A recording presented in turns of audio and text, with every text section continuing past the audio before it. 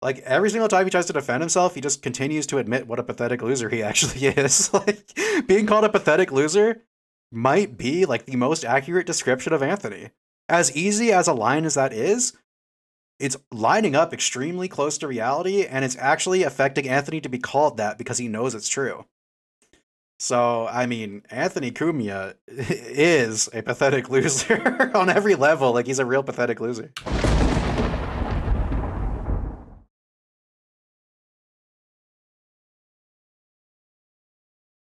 Hello, everyone. Thank you for tuning in. You're listening to Filmoid. And today we are back with the Opie versus Anthony versus Ron the Waiter drama. So here's Anthony's video called Anthony Absolutely Torches Opie's New Podcast and his comedian sidekick Ron. So let's see Anthony cry about getting told his new show fucking sucks, he's checked out, and he's fucking coasting to help Jim with his failing career. That's the reality. That's what Ronnie said, and now Anthony's going to have a temper tantrum. Every once, maybe twice a year, this comes up. Once Way to censor your podcast because you're scared of losing monetization? a year, I would say. Not even twice. And it compels me to have to address Greg Opie Hughes. I know. He loves it, by the way. Anthony loves to pretend he hates it. Look at that smirk on his face. I know, smiling. And yes, when your lips are that thin, that is considered a smile, by the way. He loves talking about Opie. He wishes he could do it all day. He wishes Opie would engage with him all day, every day, so he would have something to talk about. This is where he gets his most views besides when black people go crazy. So he would love to talk about Opie every single day. It's pathetic. I'm going to try to keep it to a minimum. Sure you will. I know this is counterproductive, and I'll tell you why. You got rage baited. Ronnie rage baited you. You know there's no reason to even mention that Ron brought you up, but he rage baited you because you know what he said is true. Even if it's subliminally or subconsciously, you know you're checked out. You know you have nothing. You know no one's interested. You know this new show is going to rapidly decline, and you were talked into an embarrassing, horribly embarrassing podcast with Jim 10, 15 years too late, after anyone wanted it. You're 10 years late, dude. No one cares about you. You've got nothing. Your first guest was Karen Feehan, a girl who you have on every other podcast you losers do together. Sorry, the Chip Chipasin podcast with Jim out of character for a change isn't new. Jim, Karen, and Anthony have appeared together like every other week on Chip Chipasin. If you were enough of a mouth breather to watch that shit, you would have seen the Jim and Anthony show nearly every week. This is a rebrand of the Chip Chipasin podcast for Jim to try to make some sort of money without completely humiliating himself with this despicable character he stole from the Jerky Boys. Yeah, Jim, we all know Chip Chipasin's not yours. Give it up. Give it a rest. You developed the character, but you stole the base. We all know. He wants this. He wants me to say anything about him.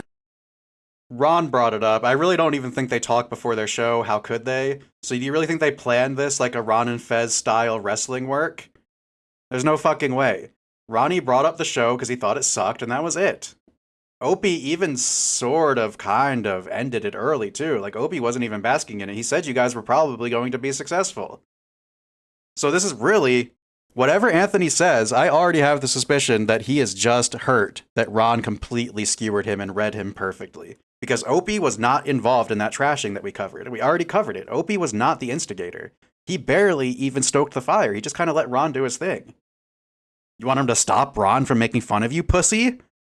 Are you that old and scared? Look at that fucking scared look on his face. What a fucking crying old bitch. You make me fucking sick, Anthony. You used to be cool and now you're a fucking pussy. Red Bar exposed you for the fucking phony pussy you are. You fucking fake. He hates when I go for these long periods of time without mentioning his name. No, he doesn't. Because it is... Maybe he does, but he didn't bring you up. You made a new podcast and Ron commented on it. This is so disingenuous. His feelings are legitimately hurt. Look at these weepy, pissy eyes. He wants to talk about Opie so badly that he's turning Ron's words into Opie's words. This is insane. Just admit you two are obsessed with each other. And you're likely gay for him because you're the one with the homosexual tendencies.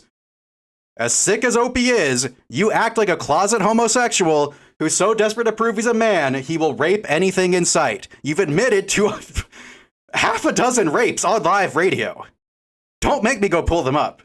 So for anyone commenting in my comments that don't know what I'm talking about, you don't know what you're talking about. Suck my fucking dick. The only way he'll even get a few more views on his... What are you doing right now? The only way you can get a few more views on your socials is to talk about black people. You foment racism, violence, and fucking division in the country for money. Whatever Opie does to make fun of you for views is nowhere near as bad as what you do on a daily fucking basis. Let's go over your channel, bro. Let's see. Black woman at a grocery store. A black murderer. State fair breaks into black chaos. This is insane. Black people are tearing down monuments. This is insane. Black people can't read. Opie sucks. This is insane. She said the N-word. This is insane. Black people beating up a white guy. This is insane. Black people are protesting. This is insane. Black people playing the victim. This is insane. Black person explodes on the Hollywood liberal ideology. This is insane. Black person threatens to beat me up. This is insane. Howard Stern sucks. Why are you trying to rip off Howard Stern's name? Why are you trying to get Howard Stern's name with a 6-year-old clip you reposted 1 month ago? 4 weeks ago, you posted a clip from 2020. You're just trying to get money off of Howard Stern's name. Bill Burr's stand-up special is awful from 2022. You're posting a 4-year-old clip to try to get money off of Bill Burr's name. Wow. This is crazy. It's almost like you talk about other people to get more views by bringing up their names. It's almost like we all do the exact same thing, and you're pretending no one does it except for Opie because you have nothing. You're a cooked up old man with no actual argument here. Your show was shit, and Ron the waiter called you on it. You got ass hurt by a waiter making fun of you. You actually lose, Cumia. You're the one who lost this exchange because a waiter made you make a video when you're almost broke into tears in the first minute. We're at 50 seconds in and you've gone bitch-eyed at least once. This is insane. This is insane. How about you take your thumbnails and look at inward? This is insane, Cumia. You're fighting with Ron the waiter. He almost made you cry. This is insane. Social media, his live streams, whatever the fuck he's doing these days. Like you don't know. He's doing the exact same thing as you. He does a live stream and then posts 1 million clips of it. And then he posts 10-year-old clips too for some reason, just like you. You're both the exact same old boomer, except Opie is actually a non-child rapist. It's the only way. He gets quite literally 1,000. I'll be honest, like 300 views. No, he gets between like 500 and 1,000 an episode, and you get between 10,000 and 30,000 an episode. Neither of those numbers are good, by the way. Like, you're bragging that you got a D and Opie got an F. Like, haha, my parents are gonna beat me less tonight for my report card. Okay, but you're both kind of failing, right? On some of his videos, some of them get 75. Like, not his show, like his clips maybe, but like, no, who's watching 10-year-old Opie clips? Who's watching 10-year-old Anthony clips? Honestly. But yeah, his show gets like 500 to 1,000 views. One of his good shows will get like 300, 400 views. He's looking down because he's lying right now. Like, sure, you can exaggerate to be funny, but he's not exaggerating right now. He wasn't telling a joke. He wasn't being absurd. He was just lying. I watch Opie at least once a week. His videos get like 300 to 1,000. Like 300's a normal day. He's just lying. Not live. Live, it's quite literally 20. Yeah, that's true, but we saw what was going on live on Compound. So you want to talk about that? You want to talk about how during like quarantine where everyone was home watching things, it was like a known thing that people were watching stuff more than ever? Your live numbers were leaked on Compound, dude. Your top shows were doing like 30 views each. So it's like, it's all one failure arguing with a failure who's really not trying. Like, Anthony's trying his hardest and barely keeping his head above water, while Opie hasn't tried once, whether that's subconscious or intentional. He hasn't tried a single time, and he's doing relatively the same. I mean, the only reason you're above water is your radio contract. You're not succeeding on YouTube. You just aren't. Or the online landscape in general. Like, Compound was a failure, Uncensored's a failure. Everything you and Gavin touch just fails because you're two creepy alcoholic racists and you're old. Like, Gavin McInnes was your opportunity to get the young male demographic back. That's how fucking finished you are, that this is your big get. This is like when you hired Artie Lang at the height of his heroin addiction and thought it was your big get, your big, we're gonna get the 18 to 35 demo back. Like, how fucking pathetic. And then your own quote-unquote friends wouldn't even show up for the announcement because all of them hate your guts. They all know what a disgusting, sick fuck you are. Like, even the most degenerate, creepy comedians like Bob Kelly, they have kids now. They don't want to be near a child rapist. They don't think it's funny anymore. They're not in their 20s and 30s anymore. They're also in their 50s and 60s like you are. And they decided, even as bad as they are, to grow up on some level where you couldn't. Like, even the Legion of Skanks, the quote-unquote bad boys of New York comedy, are all old men dads with kids who don't want you anywhere near their children. Maybe 20 to 17, 20 people watching live. And then when it's put up on YouTube, it'll get a few. Let's see your radio numbers, Cumia. Let's see how many people are listening to your radio show live. Let's kick out the the notebooks and whatever, the logs, all the shit that they use to estimate fake numbers to launder money. Let's get the actual count of who's listening to you on 77 WABC radio. Let's get the fucking live count. Because look at that radio station. Their interview with Donald Trump got 30 fucking views, dude. Do you think more than 200, 300 people are listening to your radio show when it actually happens? Legitimately? And you're the biggest name on the station.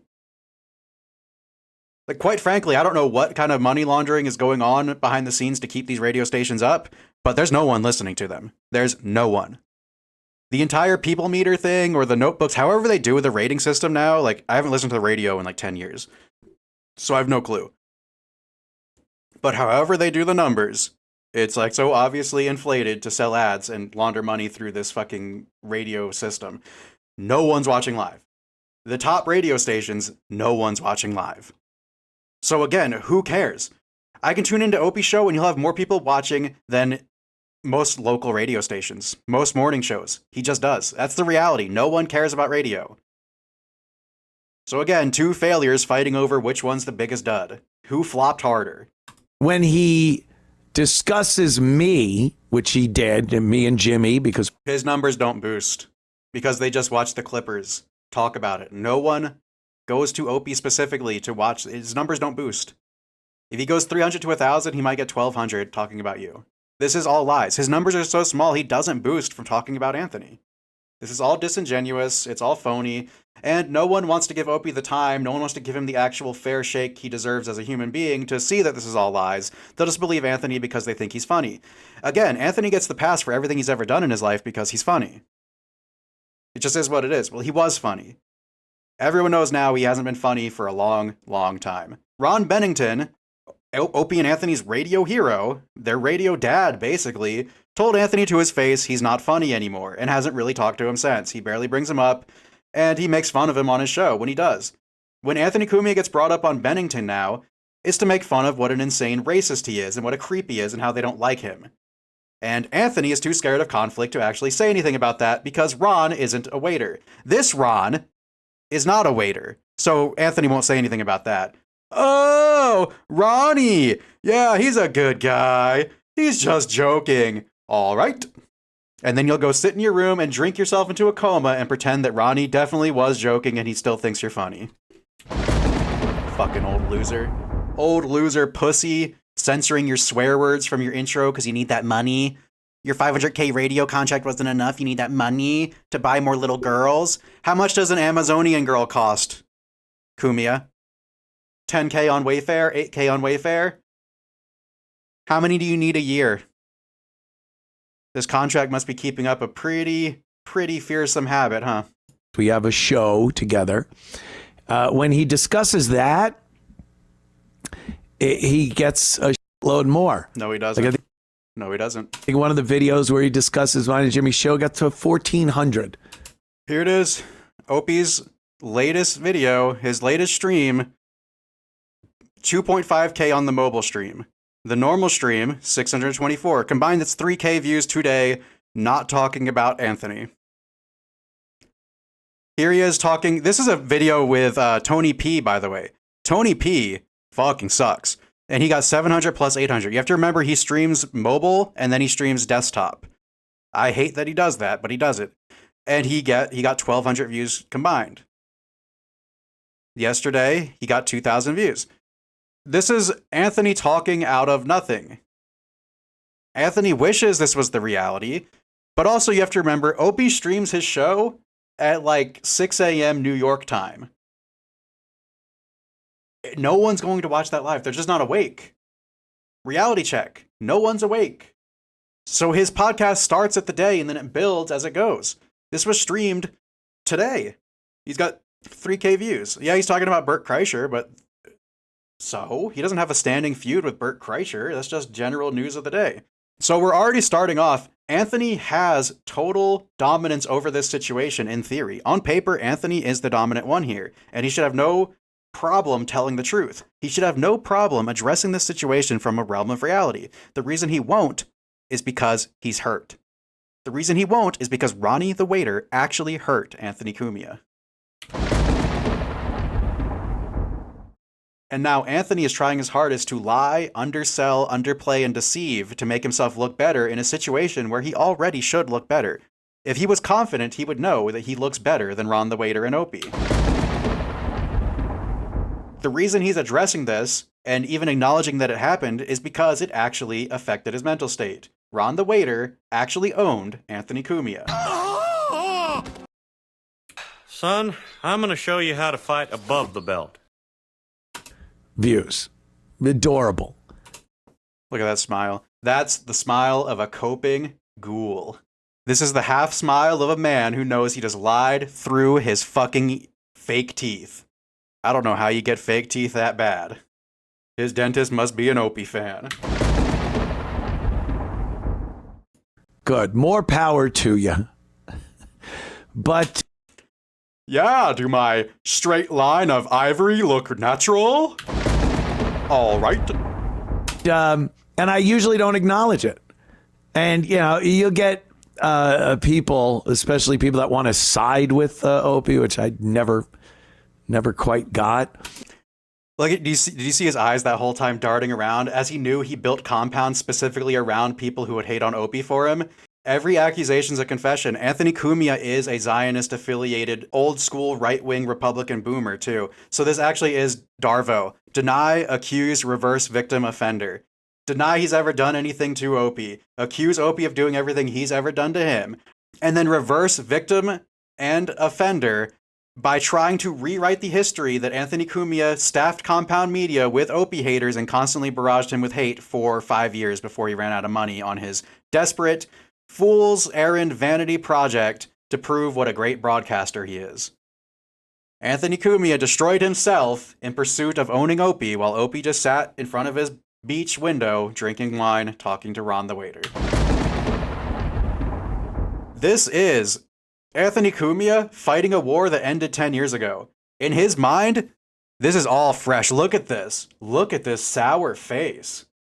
He is impacted. Now, I'm not going to say Opie doesn't think about Anthony. Opie is also obsessed with Anthony. But Anthony is fucking shook by this. He knows the Jim and Anthony show fucking sucks. And that's the only conclusion I can draw by how seriously he's hurt, is that the Anthony and Jim show has to fucking suck. I haven't watched it yet. We're going to review it probably on our next episode covering this feud. But it has to suck. Because Anthony cannot be this sensitive if his show was not dog crap. This is insane. This is actually the most exposed I've seen Anthony in a long time regarding the Opie and Anthony feud. Opie actually has... Okay, so Opie doesn't have the numbers, but the tides are turning. All it's going to take A few more months of this, of Anthony and Jimmy failing, of Anthony getting insecure like this, and then all it's going to take is one person to leak all the sexual stuff about Anthony. For one person to compile an Anthony Cumia rapist document, he's fucking cooked. And he might know it. He's on the fucking edge. You don't get this sour, this filtered to hide your acne scars, and this fucking... Look at this. I mean, look at this face, guys. What is this? And you're not supposed to wear dress shirts. It's not grunge to wear a dress shirt open, Cumia. There is a difference between a button-up and a dress shirt. This is insane. You are such an old fucking man. It's so embarrassing. You're still rocking the 1990s grunge overshirt because you literally have never evolved past the 90s. You're a 60-year-old man stuck in the 90s trying to have sex with sub-15-year-old girls. It's fucking gross. And again, you are the New York comedy scene's Ron the Waiter. You're the joke. You're the one the audience doesn't get that the guys have on so they can laugh about you in private afterwards. That will say, oh, look, he's got to talk about him again. It's like, really? If you have any... So Anthony's actually arguing with me. Because the only person who defends Opie and makes fun of Anthony is me. Who else? Is there a pest army? Is the Ronnie army actually going strong and I just don't know that I have soldiers underneath me? As far as I know, I'm the only member, Cumia. You're making all this up. There's no Opie defenders. There's no Opie attack on you. Why are you trying to frame it like Opie's sending people to attack you when everyone knows that you staffed Compound Media with people who would attack Opie? This is actual, like, Judaistic shit. This is crazy. Anthony is a really bad, creepy, disgusting guy. I don't know how else to convey that message. As much as he made you laugh in the early 2000s, he is a fucking disgusting creep. Knowledge of my show and what I do on a daily basis, unless I'm stuck in New York. And on my Sunday night show at WABC Radio, and now with the show I do with Jim. He's actually pretending he's being stalked by people. It's me! I'm the only person who left a negative comment on his video. Just say Filmoid, pussy. I'm the only one who's... Red Bar's dead. That Kyle guy is drunk in his mom's closet. He's not really a threat to anyone but Brendan Schaub at this point. It's just me, Cumia.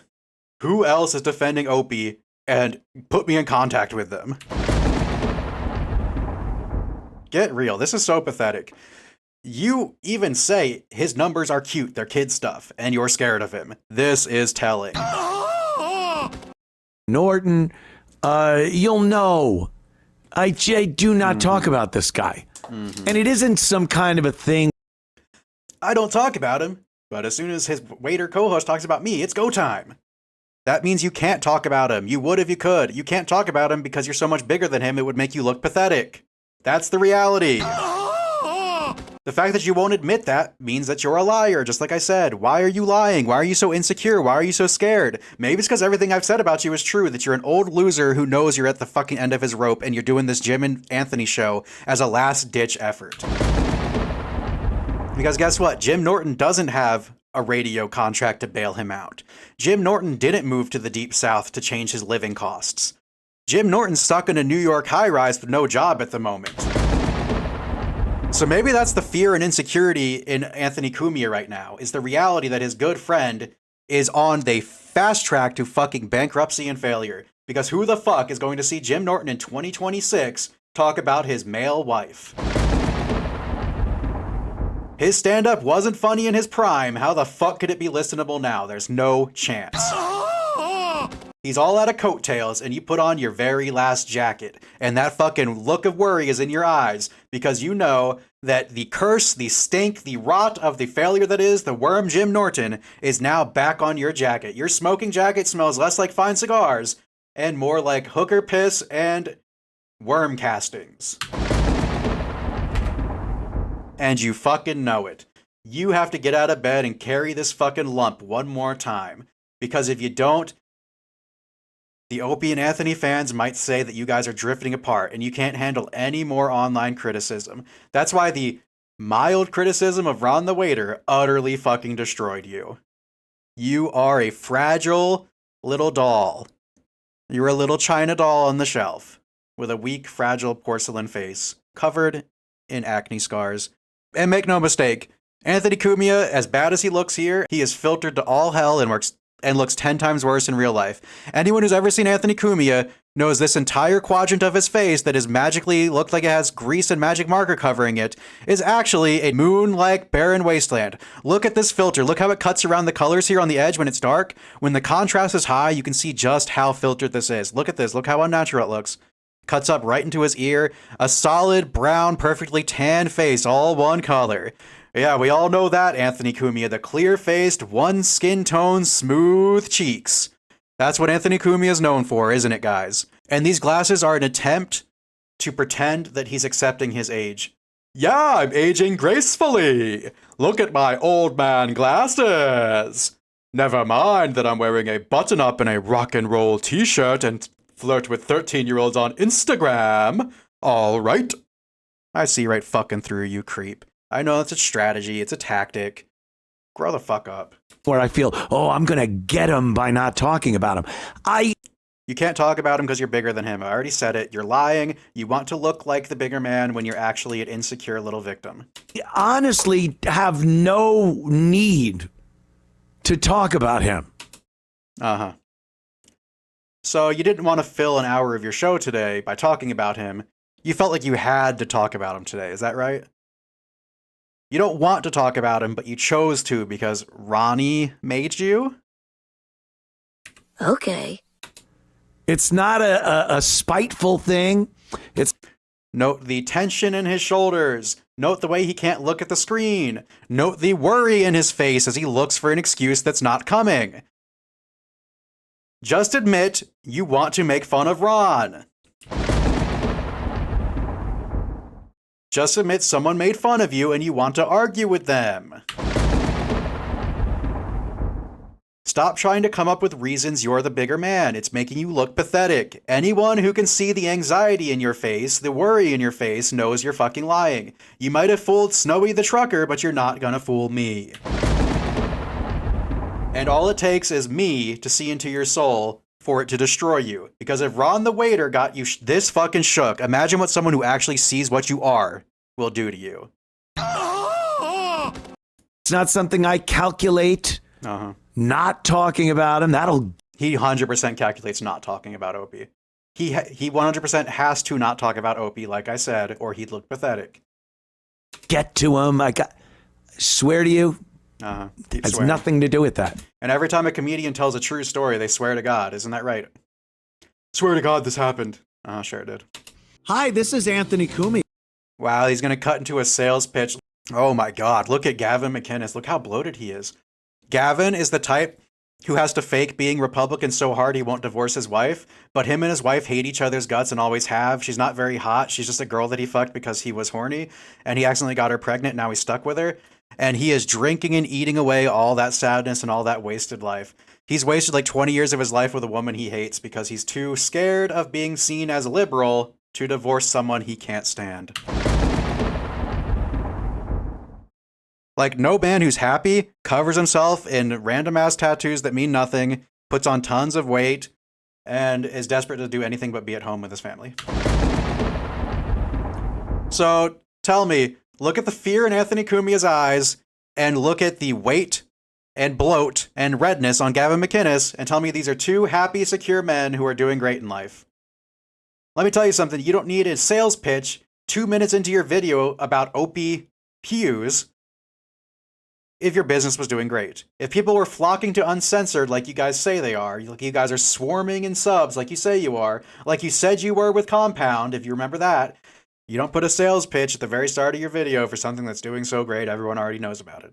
How about if this video was good and you weren't an insecure old man, people would flock to Uncensored on their own.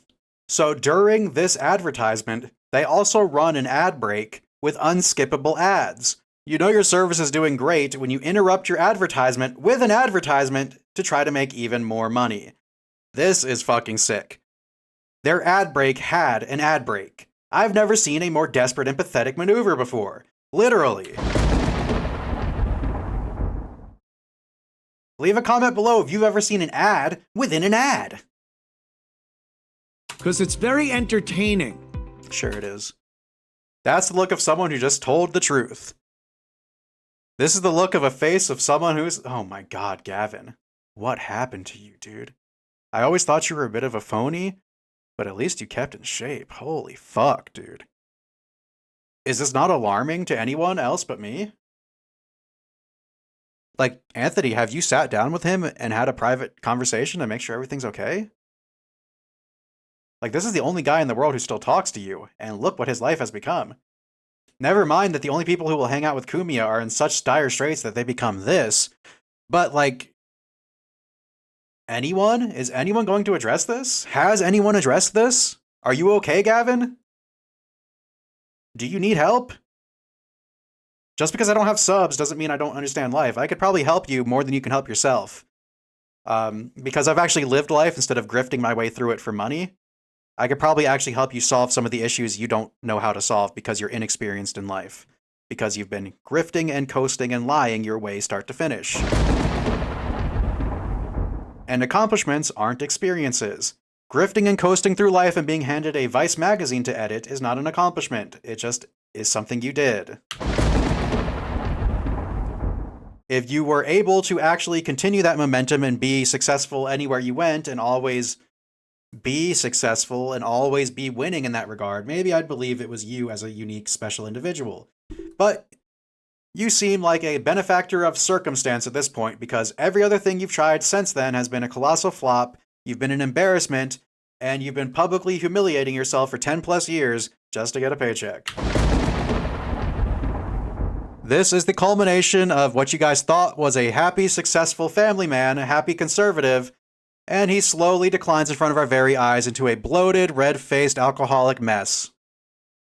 The true face of conservatism, the true face of lying constantly and that guilt weighing you down forever.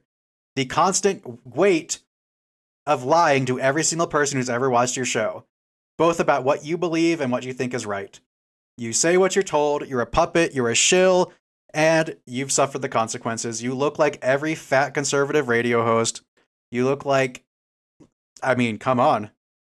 You're a mess. You're a disaster. You have no room to tell people how to be a man. You have no room to tell liberal women how to eat. You have no room for any of it. You are a fucking disaster, Gavin. You make me sick. You're disgusting.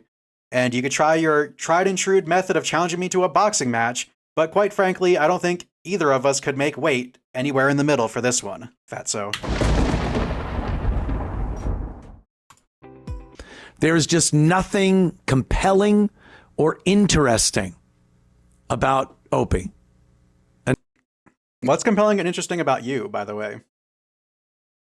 No one's watching the show for you. They're watching it to see you talk about black people. Because no one else is really comfortable having just an overtly racist show because it's 2026, and we understand that the hood of Detroit is not every black person. Like, if we saw a black guy who constantly made videos about people in the deep south all day and how they were snow apes and didn't know how to act, we would think they were an idiot. So, newsflash, when we see an old man with fake teeth and wearing a face filter to hide his acne scars, and he's constantly talking about how black people in the ghetto are acting up, we kind of think they're an idiot. Like, Anthony Cumia is living in such a false reality where he thinks he's still the cool guy. It's really embarrassing. Enough so that I would feel compelled to talk about him. Uh-huh. This is a manufactured reality. He's just lying. That's not what happened. Ronnie saw your show and thought it sucked. Opie said straight up he never saw it and he thought you'd be successful. In fact, me and Opie actually disagreed because I argued that your fan base will never grow. You have a first episode number you will hit, and then it will get less and less over time and even out to about your compound media numbers because you only have one number. But when, he gets a little off the rails and shits on me, because he shits on me all the time. When did he shit on you? The drunk stuff, You are a drunk. How's that shitting on you? How's that shitting on you? I'm drinking coffee, smoking weed right now. You call me a caffeine addicted stoner. You think I'm gonna get mad? I'll go, yeah, you're probably right. You're an alcoholic. You're a woman abuser. You're a child predator. If you don't like being called these things, stop being them. Stop being them. Stop abusing women. Stop talking about black people all the time. Stop getting catfished by 13-year-old girls on the internet. Stop sending 13-year-old girls items from their Amazon wish lists. Stop stalking 13-year-old girls from Venezuela in a vulnerable country where they could easily be trafficked. We know what you're up to, Cumia, so if you don't fucking like it, stop doing it! Stop doing it! Did Opie call you an alcoholic, or are you an alcoholic? Did Red Bar call you a woman beater, or are you a woman beater? Did I call you a child predator, or are you a child predator? If you don't like it, change it! If you don't want to be called a child rapist, stop fucking 17-year-olds! In your 50s! Thank you so much for listening. Stop fucking biting women so hard you break their hands, and we won't call you a woman beater! Why do we have a mugshot from when you beat a woman if you're not a woman beater? Try living in reality, Grandma! Oh, the racism stuff. You are a racist! Look away. Keep looking away. If you don't want to be called a racist, stop making a racist show. That simple. You do a racist show about black people. If that's what you want to do, fine, but you're gonna be fucking called racist for it. If you're upset about it, look inward. And again, if you are a viewer of my If you're a viewer of the show, shows over the course of the years, you know that all I do is talk about black people, but I pretend I don't. All right. Now, I might talk about black people for 4 out of my 5 hours of my show, but that's because they act up a certain way. That makes it right. All right. Like, yeah, we get it. Some black people are bad. We get it. yeah, I talk about race. Then why are you upset that someone says it? Yeah, I talk about race. I'm racist. What about it? Nothing. We're just saying it. That it's true, like you just did. Why are you mad? I'm not mad. You called me racist. I'm not racist. You just said you're racist. You do a racist show. That doesn't mean I'm racist.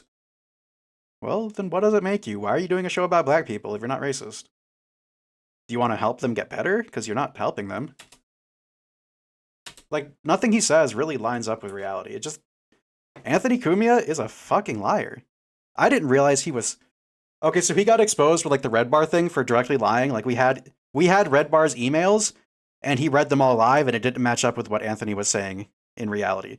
So Anthony is a known liar, and this confirms it to me. I watched Opie's segment, and then I watched Anthony's segment, and Anthony is just lying. This is a lie. Racist? I don't know. It might be. Some people. Yeah, you're racist. Can we stop? Okay, yeah, you might not sock every single woman you see in the face, but if you get upset with a woman you're dating, you will beat her. We know this. You've done it. Sorry. Like, what are we doing? These aren't lies. They're just things you're uncomfortable with. And it used to be the Anthony Cumia that we thought we knew was okay with uncomfortable conversations. Now the only uncomfortable conversations we're allowed to have is about blacks and liberals, and how uncomfortable they make Anthony. And this lines up with him being scared of conflict. He's scared to take on real social issues, so he'll make fun of Ron the waiter and black people from Detroit. Because he has nothing, he has no real worldview, he has no real stance, he just hates and fears because he was raised by a bully who beat him. His dad beat the shit out of him for being gay, and now he's insecure and mad at people who are able to be themselves without getting beaten. It's that simple. He's an insecure little boy who's mad that other people get to live their lives the way that they wanted to without being told not to. And this insecurity has led him to be a liar and a creep, worming around trying to deflect and look for any excuse as to why Ron the waiter didn't like his show. Remember, this is all because Ron the waiter said Anthony was boring and checked out on the Jimmy and Anthony show. People consider it that. I'm not going to sit and explain that or try to try to show people that You have a crick in your neck, Anthony? Is that why you keep looking down and to the left like a liar? Do you have a crick in your neck that's forcing your neck down? Do you need some stretches? Or do you just need to stop lying? Because you either have a mobility issue that needs to be corrected by a physical therapist, or you're constantly looking for the next part of your story to make up, because none of this is reality. I'm not, or this, I'm done. We did that many, many years ago. How many more minutes do we need of you telling me you're not mentally touched by Opie? How long do you have to tell me it's not impacting you before I believe you? This is fucking insane. This is a deflection session. Anthony Cumia has been completely exposed by Ron the Waiter, and he's gonna go overboard to try to convince everyone he's still dominant by trying to rip Ron apart. But he's only doing that because Ron's a waiter and can't fight back. This is a calculated strategy by Anthony to look more powerful than he actually is because he knows what a weak, fragile piece of shit he is and how close he actually is to losing his position, his celebrity status, and being exposed for a fraudulent, woman-beating rapist. The only thing keeping him from being exposed is that he's thankfully remained so goddamn small, no one gives a single fuck about him anymore. But yeah, I talk about it. But he'll shit on me like that, and I won't. Okay. I won't acknowledge it. There's nothing, it's him doing him. He won't acknowledge it till it's Ron the Waiter and it's an easy soft target. Funny how that works. But then when he has his little side, There it is. I won't talk about Opie. He's not worth my time, but that waiter sidekick of his really got my goat. All right. This is transparent, dude. He's telling you right to your face. I normally don't talk about Opie, but I was given a reason by Ron the Waiter. I'm not scared of him like I am of Bill Burr. Although he'll take shots at Bill Burr sometimes because he knows Bill Burr, literally could not give a single shit. Bill Burr can't talk... It's not, with Bill Burr, it's not that he can't talk about Anthony, it's that he legitimately doesn't want to. Anthony wants to talk about Opie, but he can't. It's the total opposite. Anthony's mindset is that of someone who's touched mentally. He is severely traumatized by what happened between him and Opie. This is the first time I've ever noticed how badly impacted he is by this situation. He's actually been putting up a pretty good front that he thinks he's above Opie, and it shattered today. This shattered the illusion. kick there. Ron. Oh. Ron does a better show than you. This is the face that happens. You just had to scratch the psoriasis off your scalp and then went sour-faced at the thought of Ron the Waiter because he impacted you so thoroughly. He so thoroughly dissected everything you do, all your radio tics, all your coasting tactics, all your laziness, all of your fucking brain off, sit here and help my friend Jimmy tactics, and it fucking sets you off because you got exposed by a waiter. A waiter saw right through you, so imagine what the average listener sees. Imagine what everyone who watched that first episode saw if Ron saw it. You know it's true, it hit you close to home, and it hurt you. And instead of reflecting, you sent people to go fuck with Ron. Ron the Waiter. You're gonna send a hate wave towards Ron because you couldn't handle it. The waiter, and he's trying to do an impression of me. It's so bad. It's so embarrassingly douchey that I feel like I should probably just address it because it's kind of interesting and funny on that end. Like, what do you... Grab your Coke. Holy shit. He doesn't even get to the clip for another 6 minutes. Oh my god. I read through the transcript a little bit. He's about to go on like a 6-minute deflection session about stuff I don't even know about, dude. This is so insane. He's going off about his Legion of Skank appearance, like lie detector shit. What the fuck is he talking about? This has nothing to do with anything. This is not what Ron was making fun of him for. Opie's never even brought this up on his show. I watched the Opie show and I didn't know any of this fucking shit happened. I'll try, man. This is really bad. He's so fucking unlistenable. What are you doing? And look at this hair, guys. Come on, dude. This is literally a lesbian grandma. This is fucking insane. The fact that anyone watches this... I mean, look. People watch fucking babies getting killed. So I guess someone's gonna watch anything you put out. But I can't believe anyone's watching this, I guess. It's really crazy that there's still people trapped in 2010.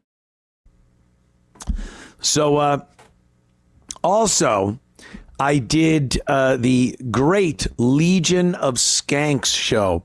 Me and Jimmy Went on Legion of Skanks Monday night at the Stand. It was a sold out show. It was fucking unbelievable. So much fun. So much fun. And they did a segment where I was hooked up to a lie detector and they asked me some questions. And, it's funny. It's funny shit.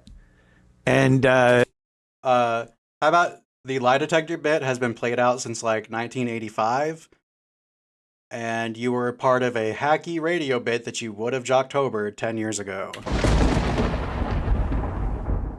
You've allowed the Legion of Skanks to manufacture the image of coolness so that people won't make fun of them for being 90s losers, Marilyn Manson wannabes in 2026. Time to grow up, time to change. Okay, Big J, I saw your act in 1995. You can do something different now. Okay, Lewis, we get it. You're Spanish and angry. Could you do something different now? I got the joke. Yeah, I'm gonna beat you up. I'm sure you will. I used to be fat. Okay, maybe that lack of impulse control has carried over into another part of your life, Lewis. Maybe that addictive mindset has gone into another part of your life, like the fueled rage that you're always on. Maybe the guy who's always talking about being Hispanic is actually insecure about his race. Funny how it's never white people talking about how white they are. Okay. One of the questions they asked me. Oh, and yeah, Dave Smith, you exist, I guess. Fucking loser. Is, do I think Opie has any talent? And it's like, of course I'm going to say no. Of course. Okay. I've never heard Opie complain about this, but let's see where he's going. And Opie got all pissy about that. He really is a miserable guy. He's miserable. Okay. I can't imagine. This has nothing to do with anything. This has nothing to do with their argument. I don't know what he's reaching for. He won't address the actual argument, so he's making up a story here. This has nothing to do with what we're talking about. Somebody having what he has in life, you would think on paper it is the American dream. Why does Opie being miserable affect Anthony so much? Think about that. Is it because it's not that Opie's miserable, it's that Anthony is actually the one being impacted by this? Anthony is the one who's fucked up by this. Anthony is the one who couldn't forgive Opie for being shitty to his girlfriend, who he wouldn't stop bringing into his job. Anthony, you bring your girlfriend to work every day, I'd get fucking shitty with you too. How about that? How about you show some professionalism to your co-host and come into the show focused on doing your fucking show instead of having a date? I think Opie kind of had a point there, and the fact that 10 years later you can't forgive him for it, 20 years later you can't forgive him for it, and you're afraid of conflict and hide from anyone who wants to talk it out, I'd say you might be the problem too, Anthony. Deny, attack, reverse victim offender. You got some wealth.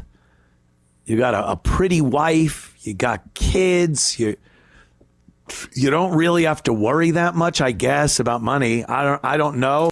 Face rub, face rub. That means Anthony's worried about money, so he knows if Anthony's worried about money, he thinks Opie has to be worried about money, which he probably does need to be. Like, Opie does have a finite amount of money. As far as I can tell, he doesn't really have a revenue generation stream. Anthony does in the sense of his radio show, not that contract could be growing. I mean, that contract has to be shrinking by the year. There's no fucking way. Anyway, the way he rubbed his face means he knows he's out of cash, so he knows Opie's out of cash. At least he thinks Opie's out of cash. I don't know his personal finance. But Opie didn't dump all his money into Compound. Compound was a failure. I don't care who says otherwise. You don't quit your successful streaming service, fire everyone, and sell it to Gavin McInnes if you're doing so well. It just isn't happening. Compound was a huge failure. It went out of business. Anthony lost his house, had to move, had to go somewhere with a way lower cost of living. And that's that. He's out of cash. Or he's at least strapped for cash. He doesn't have the riches he had before. But I would assume he bought property in some pretty expensive places many years ago. I would assume that went up. Did yours go up? Last time I checked, you could barely sell it. So, who knows? He might not be liquid rich right now, but his assets are more than I would assume, probably 3%, top 3% of the country. So, you're doing all that. Everything's going good.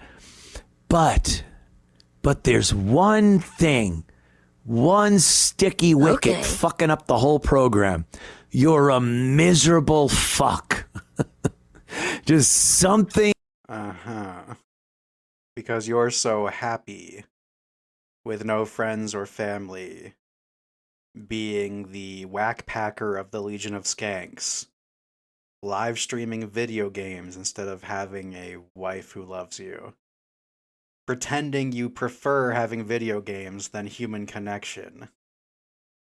But Opie's the miserable one because Ron didn't like your new podcast. Okay. You can have all the truckers in the world tell me I'm wrong. But at the end of the day, we both know all the truckers in the world are fucking idiots. They can't read a social situation. They can't read facial cues. They can't read body language. They're fucking idiots. That's why they drive a truck, get diabetes, listen to you, commit crimes with their transient lifestyle across the country until the day they die from an overweight-related disease. They're idiots. They don't know shit. They don't know how to interact with people. They're stuck in whatever time was the first time they got into the cab of their truck, and that's that. That's your audience. That's who supports you. They're idiots. You know it. I know it. Gavin knows it. So yeah, you're going to trick every single one of them. But reality check, we all know exactly what you are. In all that goodness is stirring around in that head and boring. just making. He does the same spiel every single time he talks about Opie too. We've heard it, dude. Opie's miserable. You can't get to the story without this preface because you need to set the stage. You need to manufacture reality. You need to talk through your own emotions so you don't get fucking freaked out when you bring up Ron. You are stealing yourself, not us. This is the spiel you say every time on autopilot about Opie, and you're doing it like a soothing method, like how an autistic person stims. You tell the same story about Opie to lead into what you're about to talk about, to steal your own nerves by going into a calming ritual of shit talk. That's what that is. It's ritualistic shit talking. To where you have your planned worldview of Opie in mind, and then you rapid fire it out like muscle memory as you gather your thoughts about what you're actually supposed to be talking about. You can't handle what Ron said about you, so you need to sit here for 5 minutes and cope about Opie. I'm a miserable fuck. Bitter. Pat it. Make it so deep into the video that most of us don't even get there. Well, you know what? I'll fucking wait it out, bud. We'll have a fucking 3-hour video today if that's what it takes. Get to the fucking point, Anthony. Stop spinning. Angry, vindictive, sad. Okay. And Let's watch you play Battlefield 6 tonight and see who's sad. Fucking loser. with the years of being on a radio show and around comedians, Oh my God, get you to would it. assume. You notice how Ron had an issue with Anthony and he just said it? Anthony has an issue with Ron and he's been fronting for 7 minutes. Prefacing you. Building you up to cushion you for what Ron's about to say. Trying to discredit Ron so you hear what Anthony says about him instead of what Ron says about Anthony. He wants to make sure Ron is thoroughly discredited and anyone who's interested in this story has left by now, so that only his true fans are here to defend him as Ron slaughters him, deservedly, for his poor podcast performance. That the ability to bust, for one, and He censored the word balls. 7.5 minutes into the video, he censored the word balls because he was scared he would lose a little bit of money on this video. Because he knows if he talks about Opie, his numbers will spike, so he'll get some more ad revenue. Which is why I've had 8 ad breaks in 5 minutes! Everything you say is a fucking confession! Every accusation is a fucking confession! It's unreal! It's unreal how accurate that saying is! It's unfucking real. And take a joke for two would Take a joke. Ron roasted you, and you responded with a 40-minute deflection session. Your shoulders are up by your ears as you sour face because you're so tense and insecure about what Ron said about you. You wore your nicest button up for this one. You're supposed to connect those buttons to the holes on the other side, by the way. I don't know if you noticed or not. be ingrained in you at that point. No. If your shoulders come to a point, you're not supposed to wear that shirt unbuttoned. He cannot take a joke. If anybody goofs on him, it's personal, and they're assholes. And kind of like this, huh? Kind of like how it got personal with Ronnie because he made fun of your podcast. And again, it's just it's a shame when you look at the potential to have a great life that you're happy with, and then you're fucking just a miserable man. Projection, projection, projection. Anthony had all the money in the world, could never find happiness, could never find a family, could never find a wife. All he has are Long Island dirtbags who want to be around him because he has money. That's how it's always been. The only people who want to be around him are because he's rich and famous. No one actually likes him for him. No woman's ever liked him for him. Anthony lives a fake life. He lives a life of denial. His entire reality has been denial of his actual wants because he's so insecure and ashamed of his true self that he refuses to allow it to shine through. For instance, all Anthony has ever wanted is a woman to love him for him, which is why he settled before he was rich and famous for any woman who would take him because he was so desperate to feel loved. Then as soon as he got money, he started trying to monkey branch up. And as soon as he got a little bit of fame, he started trying to monkey branch up. But Anthony is still Anthony. No matter how much money he has, no matter how much fame he has, he's still a shitty, insecure, creepy sexual deviant who beats women and preys on children. So he's never found a woman to truly love him, and he constantly says how much he doesn't want to be married, how much he doesn't want a relationship, how much he just wants to sleep around with young women. However, every opportunity presented to him to get a woman to live in his house and take care of him, he takes. However, he's too scared of commitment after his last marriage fucked him over because of his own desperation and settling that he's afraid to actually commit to anyone, and they inevitably leave him alone again. A constant cycle of finding love, being unable to commit to it out of fear, eventually degrading the relationship and being left alone again until you die by yourself with no friends, no family, and no one to love you. The only people who like you are your family because they're related to you, and your Long Island dirtbag friends because they got money from you. They got perks from hanging out with you. They got to hang out with a famous guy. You are the person who's alone. You are the person who wishes they had a happier life. You are the person who wants a family. You want all of it. You're scared to admit it. You're too insecure to admit it, and you know it's too late to have it. You wasted your life, and you're the one who's insecure about it. You're projecting all of this onto Opie. I see right fucking through it. You keep looking down and to the left like there's something there to save you. If you had to take notes on how to roast Ron the waiter, and you're looking down at notes, that's even more pathetic because you needed to write down how to take out Ronnie. Push X, liar! It's fucking pathetic. So which one is it? Are you looking down for lies, or are you looking at your notes because you couldn't do this off the cuff, loser? Lick those lips. Lip those fucking lizard lips. That's the sad part, I guess. Lick the air. Try to pick up some scents. See if you can find a cricket nearby for dinner. Keep licking the air, Cumia. That's Fucking sad. lizard. So Okay. Yeah, that's we sad. gotta. Yeah, that's sad. Opie being miserable with his family and his life is so sad.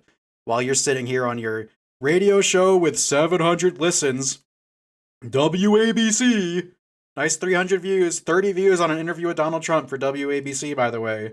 But Opie's the one who's miserable. Opie's the failure. Okay. Okay. Couple of things here that we'll get to. Let's. Dig through the papers. Yep, that'll save you. So he was looking at his notes. I've got to look down to see how to roast Ronnie the waiter. All right. I've got to fiddle with my papers and pretend I have another topic coming up. All right. I lost my train of thought, and I don't have a producer anymore, so I've got to find my own clip on my laptop. All right. Stay. This is Opie commenting on my Legion of Skanks appearance. This was so much fun. It's up on, I guess, the Legion of Skanks, their app, a website, whatever. It's called YouTube, dude.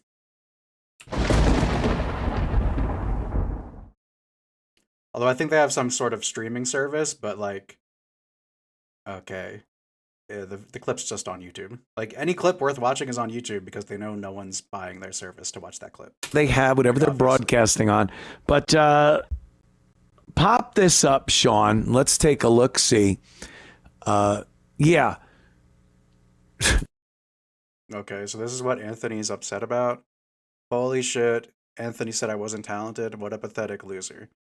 Sure hope you pushed back on that nonsense, or did you just lap his balls? Okay. And we're going to say Opie takes things personally when this is literally the topic of Anthony's show today. I mean, projection, like it's just projection after projection. This is insane. So play the part. By the way, Anthony Cumia takes the lie detector test. Join gasdigital.com to watch the full Legion of Skanks and use code INSTA at sign up to unlock extra savings on your membership. Pathetic. If Anthony Cumia is the sell for your shitty digital network, I can't imagine what you think is watchable on there. Like, what the fuck are you putting up that Anthony Cumia is your selling point? I mean, everything going on here is just sad and pathetic. On every single level. How is Opie the most respectable guy in this situation? Gas Digital is looking pathetic. Anthony Cumia is pathetic as fuck. It's not even looking that way. All Opie Radio did is watch this and say, holy shit, Anthony's a pathetic loser. And he is. Play the clip from Legion. Here we go. Here's Ugh. That's him trying to look his hottest. me and Look, you can see without the filter, you can see everything on his face. All that stuff he's been trying to hide. See how it's not there? But it is there. Funny how those filters work, huh? Funny how that is. Funny how we're talking about who's insecure and who takes things personally, when I'm sitting here with a side-to-side comparison of your face with and without filters. And believe me, they're still being generous to you based on this. Like, this is with Legion of Skanks being generous. So, I mean, what are we doing? We have a bunch of truckers who think it's cool to hide your acne scars with a filter because you're insecure about it? Where I come from, we make fun of people for that. I'm sorry. You guys think it's cool just because Anthony did it?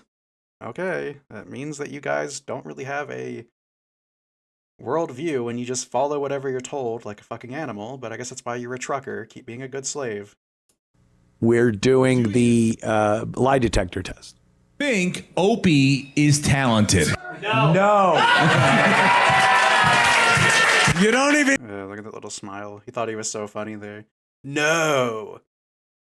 I'm half smiling. You can't see it because I can't change my mouth. You see that little cringy half smile? I don't even want to go back and look at it. It was so fucking douchey. No. Half smile. Ugh. I can't roll back and look at it. It was too gross. Need all this either to know. You know, that salesman smile with his big fake teeth. And why are you always doing the Elvis Presley, dude? Lower that fucking lip. What did you smell? Which fucking skank in your fucking dank apartment spread her legs to make your lip curl like that, dude? What sort of tick is this? Why are you so uncomfortable? Why do you have all these facial tics? Why are you the one who's oddly obsessed with Opie and not the other way around? Opie sends a tweet and you make a 38-minute video. This is fucking crazy. The projection, dude, you should open a movie theater. This is fucking crazy. Do you think the age of consent in your state is too high? Regardless of whatever state, yes. He would say yes in Afghanistan. You had a famous incident at... Good one, Jim. I believe I've heard you tell that joke 100 times, at least. All of Jim's jokes are copy and paste, insert line into this situation. Jim has talked through so many situations so many times by doing radio that he's actually developed like muscle memory responses. So like if you're talking about a dog, he'll say, "Get the peanut butter in the oven mitts." Like, okay, I heard you say that in 2005 and 6, 7, 8, 9, 10, 11, 12. Like, could you come up with a new dog joke? "Oh, I got a shit on my chest by a hooker." Okay, I heard you tell that story in 2005. It's not really a punchline anymore. It's like a reference to a story you told, and we've heard it. Like, it's not a joke. Like, all of his jokes are the same. He's got 10 jokes, and he's really good at plugging them in really fast and making you think he just told a joke. It's an illusion. The Comedy Cellar a while ago. If Club Soda Kenny was not there, could you beat up Bill Burr? I had a gun. To be fair, so did Bill's wife. Oh my God! No, I'm not in. Okay. These guys are killing right now. This is what you guys call killers, by the way. This fucking low-level high school riffing. "Yeah, Bill's black wife had a gun because she's black. Yeah." Well, if I said stuff about your race, you would probably try to beat me up because you couldn't take what I would say about the you-know-whats. So let's just stop there. Let's pull up some statistics on the education rates in Puerto Rico. How about that, Lewis?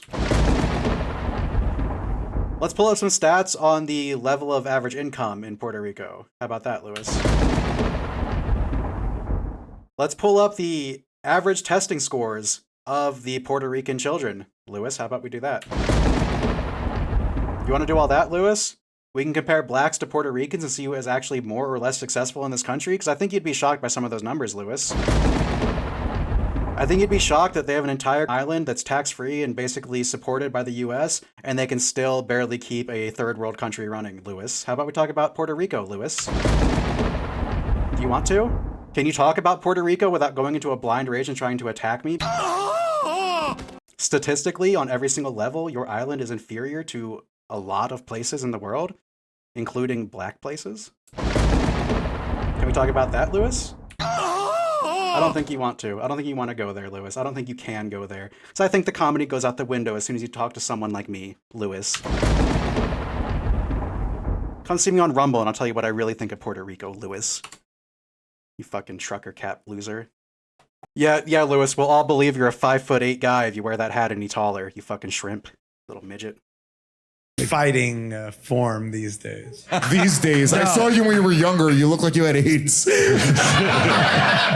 like? But Lewis, he was fighting AIDS. Constantly fighting AIDS. Fighting it. Look, the only people laughing are the ones on stage. Literally, look at the audience in the back. There's not a smile to be had. These guys are cracking up dying with their shitty fucking riffing. This lady's just talking to her friend. She's having another conversation. This dude looks like Opie undercover spying on the show. He's probably there live. And no one's laughing. No one is laughing. They've all heard these jokes a million times before, by the way, so that's probably why they're not laughing. These are all plug-and-play jokes. Like I said, it's like a drummer. They have a vocabulary of beats and fills. These guys use their punchlines and setups like a drummer uses beats and fills. That's it. It's like the worst version of jazz. If you think jazz sucks as music, see it as comedy. Holy shit. These fucking bum losers in their fucking hockey jerseys because they're too fat to fit in t-shirts, just sitting here talking with the same plug-and-play jokes we've all heard 1,000 times before. How about you give us an opinion? How about you do something, dude. It's so fucking boring.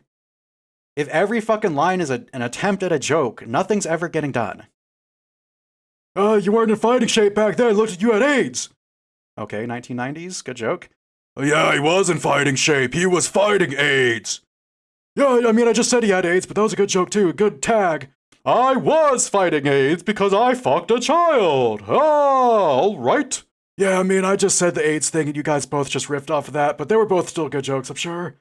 But could you guys try telling another good joke that's not my joke? I can't. It's called riffing, dude. I'm not stealing your joke and telling your joke 10 times over to fill time. I'm just riffing. Yeah, well, maybe riff on a new topic because I said that joke and you guys just did the same joke twice and everyone tells me it was comedy, even though no one's laughing but us. But this Filmoid guy just doesn't know shit. I'm gonna beat him up at a UFC match or something. Cause that's funny, right? Yeah, that is real funny that we'll just beat people up for making fun of us. But comedians call it roasting, but when a normal guy does it, we'll beat him up for making fun of us. Yeah, now back to our Cumia podcast. This is gonna sell a lot of subscriptions. Yes, I'm very hip with the kids.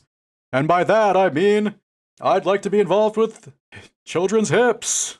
All right. With his It's mouth fun, right?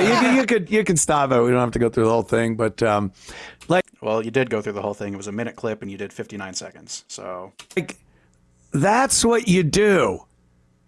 yeah, that's how you be funny. Again, I remind you, no one in that crowd was laughing. No one was surprised. No one even knew who the fuck Anthony was. They were all probably confused as to what was even happening. Imagine you go to Legion of Skanks and you get the Old Man Boomer podcast debut episode. And Opie writes, "Holy shit! Anthony said I wasn't talented. What a pathetic." This is the tweet that just made Anthony spend 5 minutes of his show explaining, by the way. But Opie was the one who was mentally touched. Okay. Loser. Sure. This happened, by the way, this happened on Twitter. If you watched Opie's show, like me, you would never know this even happened. And that's what I was saying.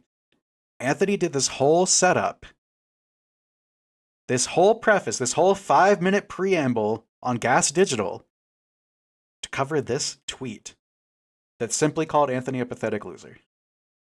That's how insecure and touched Anthony actually is here. I hope you pushed back on that nonsense, or did you just lap his? He won't say the word balls. He won't say the word balls. You're more pathetic than Opie. You're more insecure than Opie. You're somehow more obsessed with making money than Opie. This is a full expose. Anyone who breathes through their nose sees what an expose this is. So you guys can defend Anthony in the comments all you want. I'm sure someone will. I'm sure someone will call me Greg Hughes because that's a funny joke the 100th time. But this is an expose on Anthony. If you don't see it, it's also an expose on you.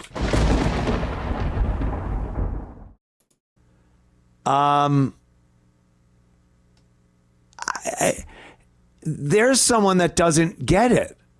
Oh, pathetic loser. Again, projection. He called you a pathetic loser on Twitter, no one saw it, and now you made a 10-minute segment of your show about it. Opie really lost here, huh? And I posted on He just doesn't get it, huh? X. I'm like, what in Opie's mind, what should I have done? He didn't say you should have done anything. He just called you a pathetic loser. Why'd you take it personally? Anthony, you're a pathetic loser. You're going to do a 10-minute segment on me? No. One, because I probably actually hurt your feelings too bad with this. And for two, you wouldn't because it shouldn't impact you. You shouldn't be upset by someone calling you a pathetic loser. Yet here we are. When Opie does it, it actually bothers you because you actually wish you were still friends with Opie. You wish you and Opie were still friends. You wish Opie had your back after you got fired. You wished Opie actually liked you, and when it turned out he didn't, it really fucked with your head. I'm seeing that now. In 2016, I believed everything you were saying. Oh yeah, Opie's the insecure one. Because Greg Shells is real. We all saw Greg Shells. We know what that is. But you're hurt. You're the one who's hurt. You're the one freaking out that Opie made fun of you. You're the insecure one. You're the one getting cosmetic surgery. You're the one with fake teeth. You're the one with a personal trainer in your 50s trying to get buff when you've been scrawny your whole life. You're the one who went through the insane midlife crisis, dude. Every single thing you've said in this video has been an insane projection. You're insanely angry at Opie. You're insanely jealous of Opie. Everything he says, you do take personally. It does personally hurt you. It's plain as fucking day for anyone with social awareness to see. I'm sorry. Exposed. You're worse than Opie. You're funnier than Opie, and that's carried you a long way. But Opie's more secure than you somehow. He's less focused on money than you somehow. He's less personally affected by what you say than you are by what he says somehow. As bad as Opie is in all of these categories, you've exposed yourself as even worse. You are a pathetic loser. Hey, Anthony, I'm on lie detector. The camera's on me. Do you think Opie has talent? Ugh. Look at that fucking... He's trying to talk through his smile. Yeah, this is a really fun thing. I'm here with the Legion of Skank Boys doing this hacky bit. It's really great. It's so fun. Ah. Keep talking through that smile. It'll make things happy. We all believe you, Anthony. The truckers think that smile's real, so it's all okay. You fooled the truckers, Anthony. Good job. Well, you know, Big J, back when Yeah, I know Big J. He fucking sucks. What about him? He's a big fat loser, too. Pathetic loser. I first got together with the Opie and Anthony show, Opie had the ability to, like a long-winded monologue about the great talent that is Greg Opie Hughes. Okay. Or understand you're on a comedy show and you know what the audience wants to hear. You know, Okay. the simple, quick answer, no. All he did was tweet. You've spent more time talking about his tweet than anyone on the planet has thought about his tweet. I don't think anyone but you even saw that tweet, quite frankly. Who the fuck's following Opie on Twitter? Who the fuck is on Twitter, by the way? Twitter is a data farm run by a reptilian Nazi. Why the fuck is anyone there? Besides Anthony, because he's also a reptile and Nazi. Although he's probably not affiliated with the interdimensional reptilian people. He's just of a lizard-like variant of human. And the audience loved it. They're laughing. The Legion. No, they weren't. I beg, run the tape back.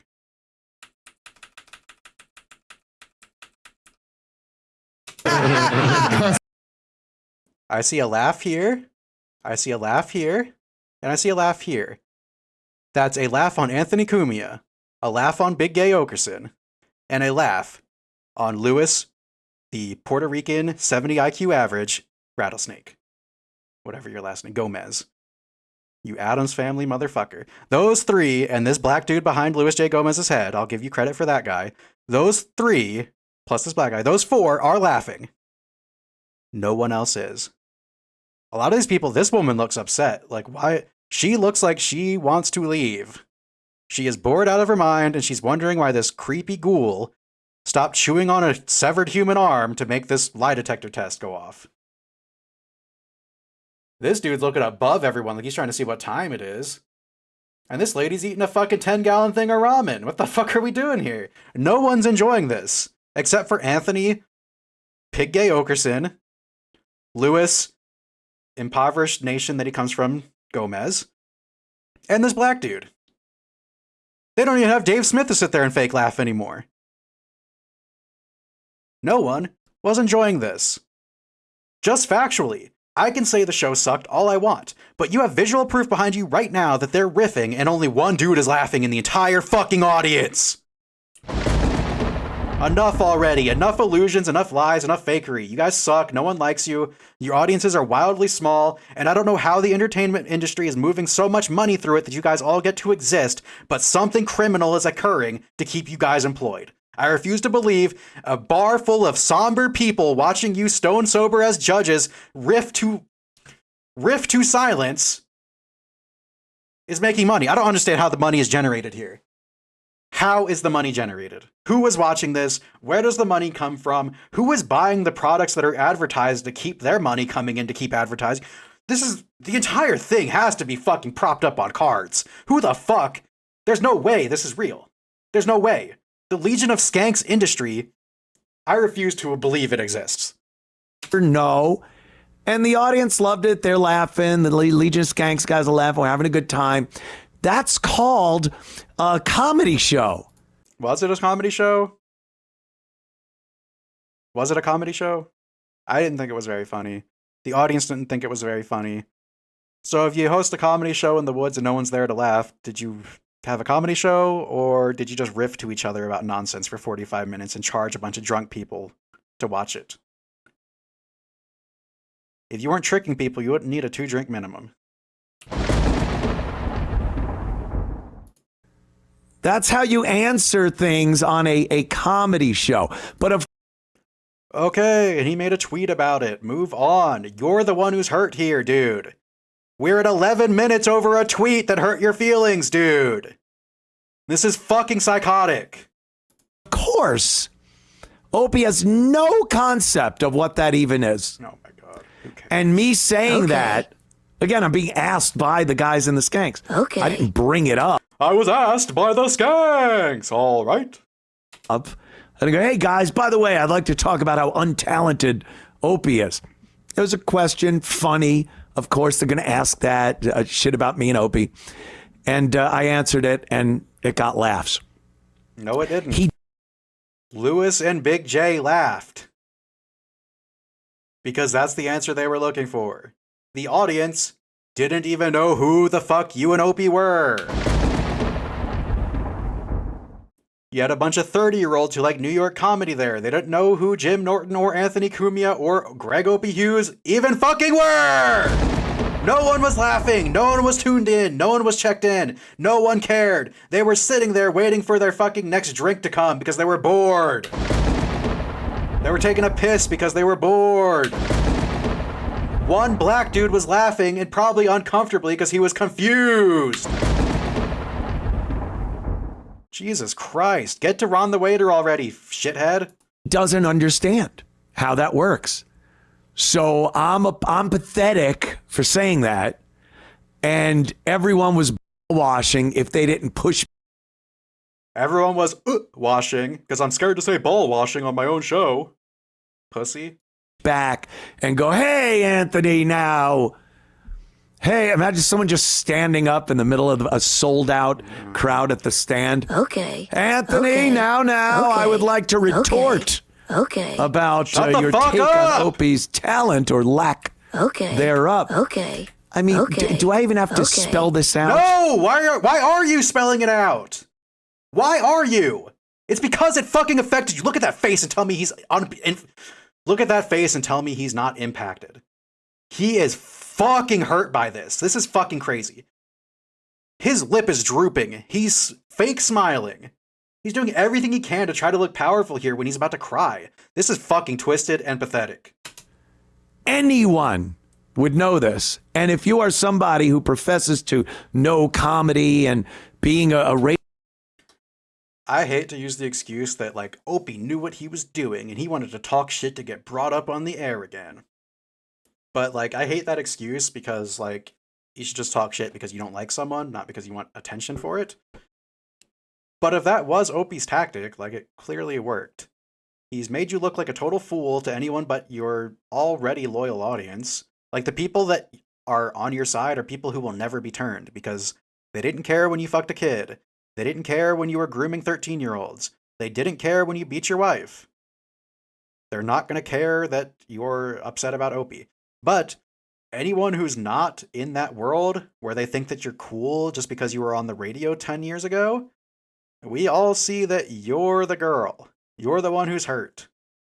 Maybe Opie's hurt too, but not this badly. This is telling and weird. It's actually uncomfortable in a way that you've spent this long freaking out about this one tweet that no one but you even knew about. That's the most pathetic thing. I'm Opie's #1 follower at this point, and I had no fucking clue this even happened. That's how deep into the Opie world Anthony is still. So, I mean, this is, like I said, self-expose, self-report. Every accusation's a confession, and he's so up his own ass with this shit, he doesn't even realize he's embarrassing himself with this.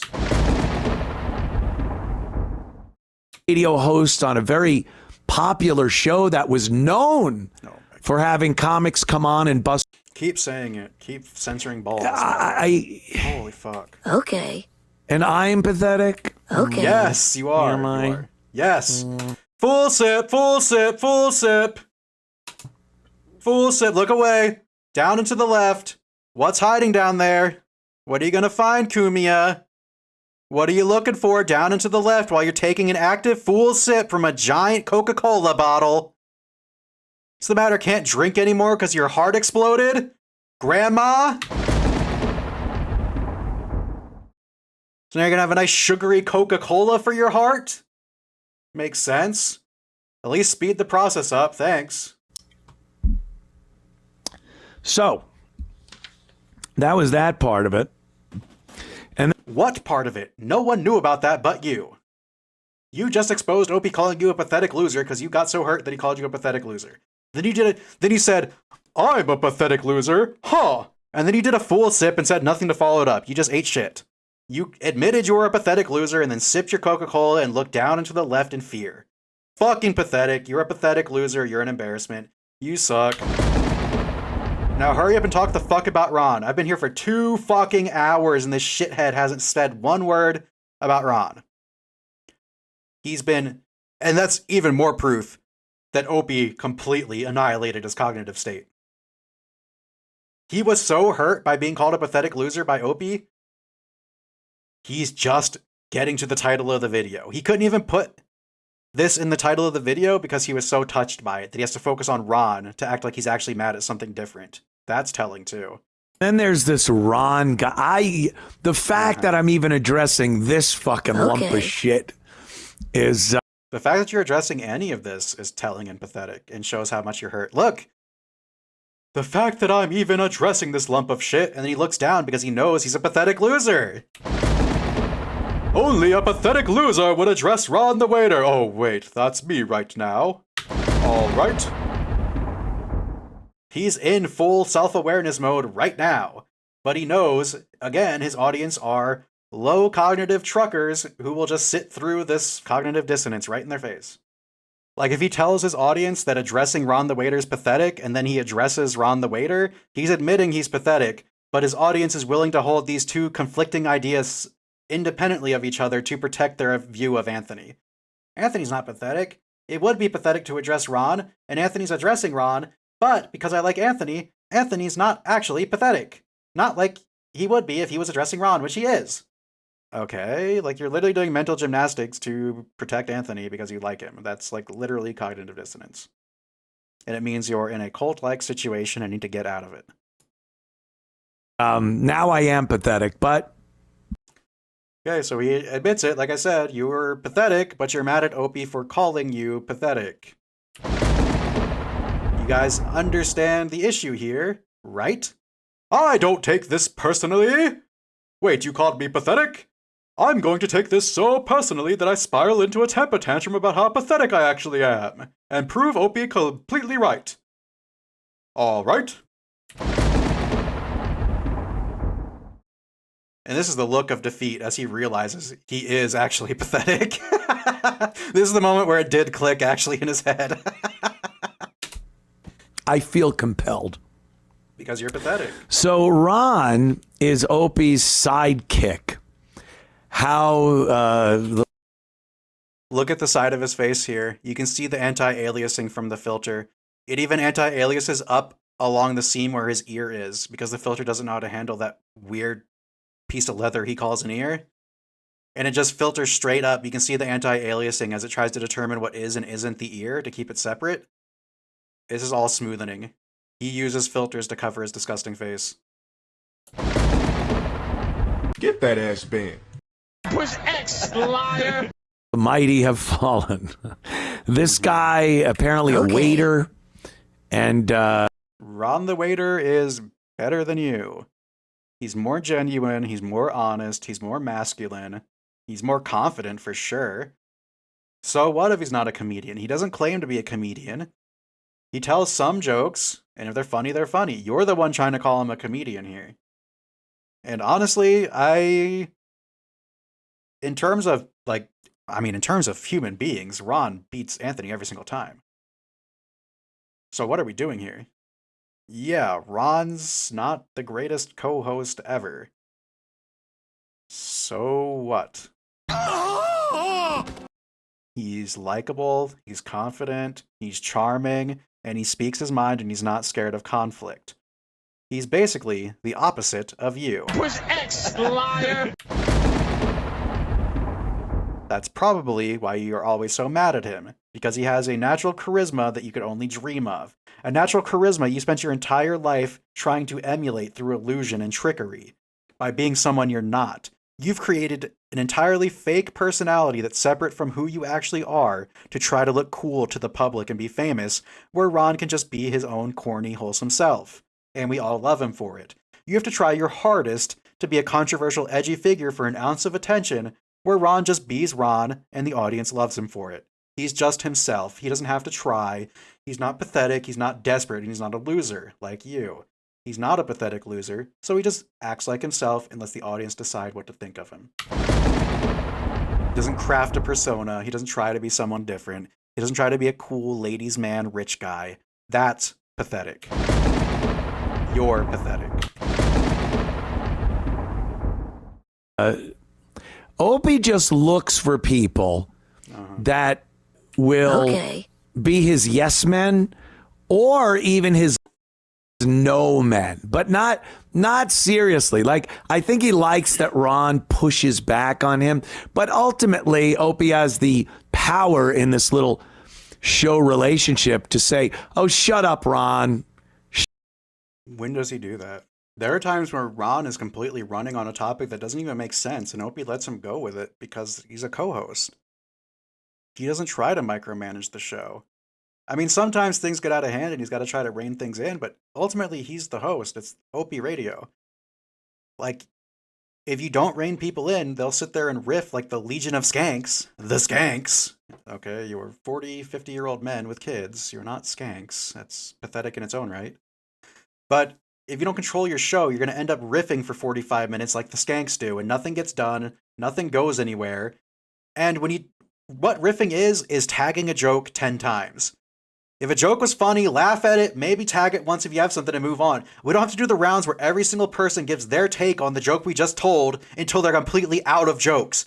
It's like a round robin of joke telling over and over again until we have nothing left, which means you get the funniest stuff in the first 10 seconds, and the next 3 minutes of riffing all sucks! Do you get it?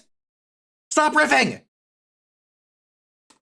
If you can't fucking write material off the stage, stop using your podcast to write material.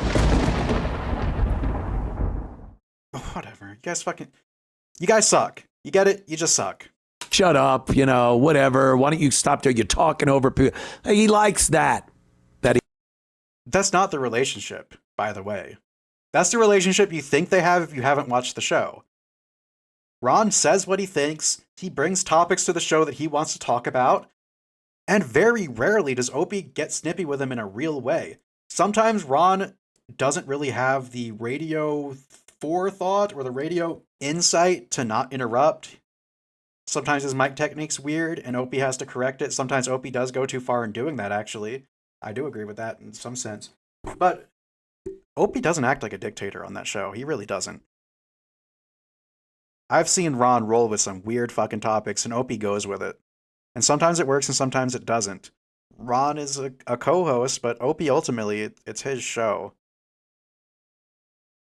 But that's not the reality. The same way he presented a fake reality of Opie in the beginning, he's presenting a fake reality here. He doesn't watch this show and he doesn't know the dynamics. He's going off. He's probably seen clips of stuff like Opie getting upset when Ronnie interrupts him, and he sees clips like that, but that doesn't tell the whole story of a relationship. Like, I can show a montage of Opie and Anthony not getting along throughout the years, or a montage of them getting along great, and it doesn't tell the whole story. It just doesn't. Anthony's always on the edge of truth, trying to skirt in and out of it to make his story sound as good for him as possible. It's very upsetting, actually, that he would just lie to look better. Like, why can't... You already would look good if you were being honest, and now that you're lying, it makes me think there's something really fucking weird going on. He has. So Ron knows his place. He's just the latest in the long line of people that have dealt with Greg Opie Hughes. Well, let's look at Compound Media and the long list that danced through there.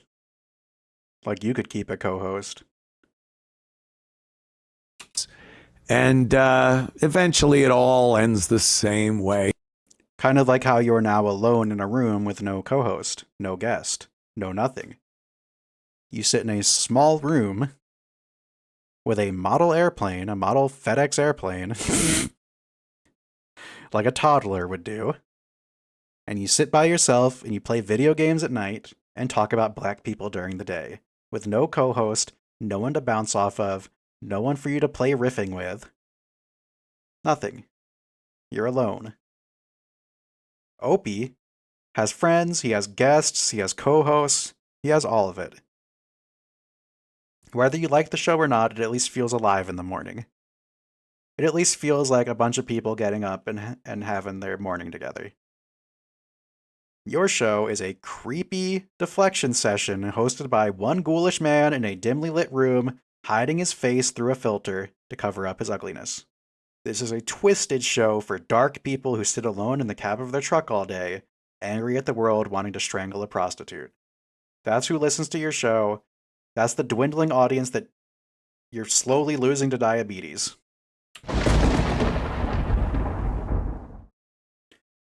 You have the least toes to listener ratio of any radio show.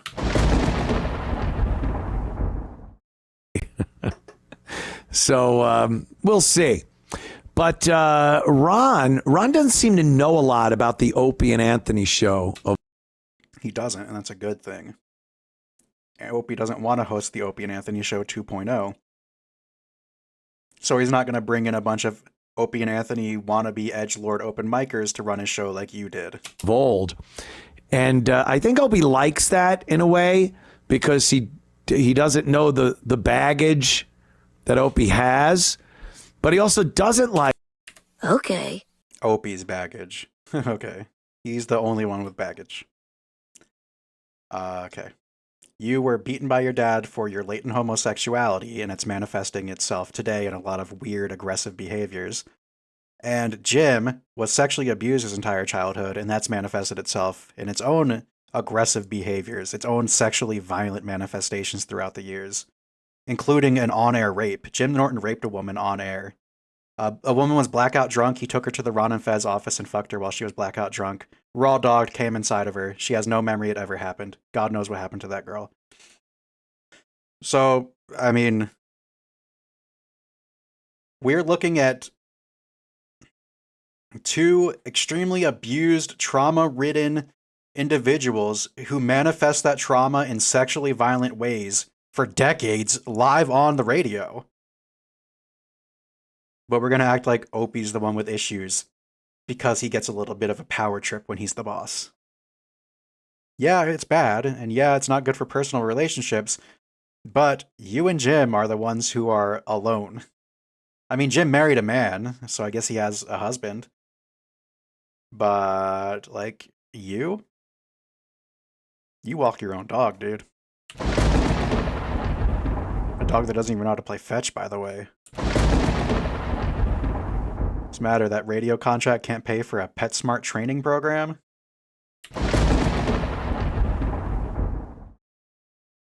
because he doesn't know how popular Opie was at one point. Yeah. So it's a bittersweet kind of a thing. Okay. But one thing Ron will do. Did your co-host know how popular you were, and then they were sorely disappointed when they realized what the actual situation was? Is that why Landau jumped at the very first job offer that went his way? Landau decided anything was better than you. Speaking of Landau, another one that hurts your feelings.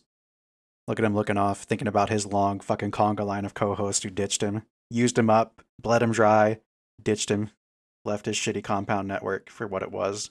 They knew it was garbage. They knew they could monkey branch off of him. That was it. No one wanted to be around him. No one likes him. No one thinks his racism is cute. It's played out. It's boring. No one thinks his undeveloped personality is fun. He hasn't changed since 2014. He's the truly pathetic one, and he knows it, which is why he's making this video. Being called pathetic actually set him off because he knows it's fucking true. He admitted it himself. Even if it's subconscious, he knows he's pathetic. He knows he's failing. He's the only one who knows the reality of his own situation. All of his trucker friends, all of his fans, as few as they are, they support him no matter what. They believe all of his lies. But he in his own head knows the stark reality of the situation. Knows what a loser he is. Knows how unwanted he is. Knows that he's just a fucking pocketbook to anyone who wants to be around him socially.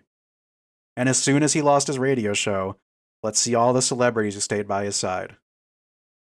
Chris Hansen. That's a good one. But Chris Hansen also had his own problems where he was writing bum checks and shit like that. Who else? Who else do you have? Who's stuck with Anthony? Who's stuck with either one of you? At least Opie has Bill Burr. Granted, it's just to fuck with your head, but at least he has him. You got nothing, dude. Everyone hates you. You're a loser. You were bombing at Legion of Skanks. Big J and Lewis might have laughed loud enough to confuse you, but not me. You're finished. You're an illusionist. You're propped up by Gavin McInnes. You're propped up by the Skanks. You're propped up by all these New York loser edgelords who thought you were cool in 2010 and they haven't figured out what I have yet. Or they're unwilling to admit it because they get to hang out with Anthony. They might think it's actually cool to hang out with you just because you used to be a name. I think that's gotta be it. I don't know. Is go after people that he feels are wronging Opie.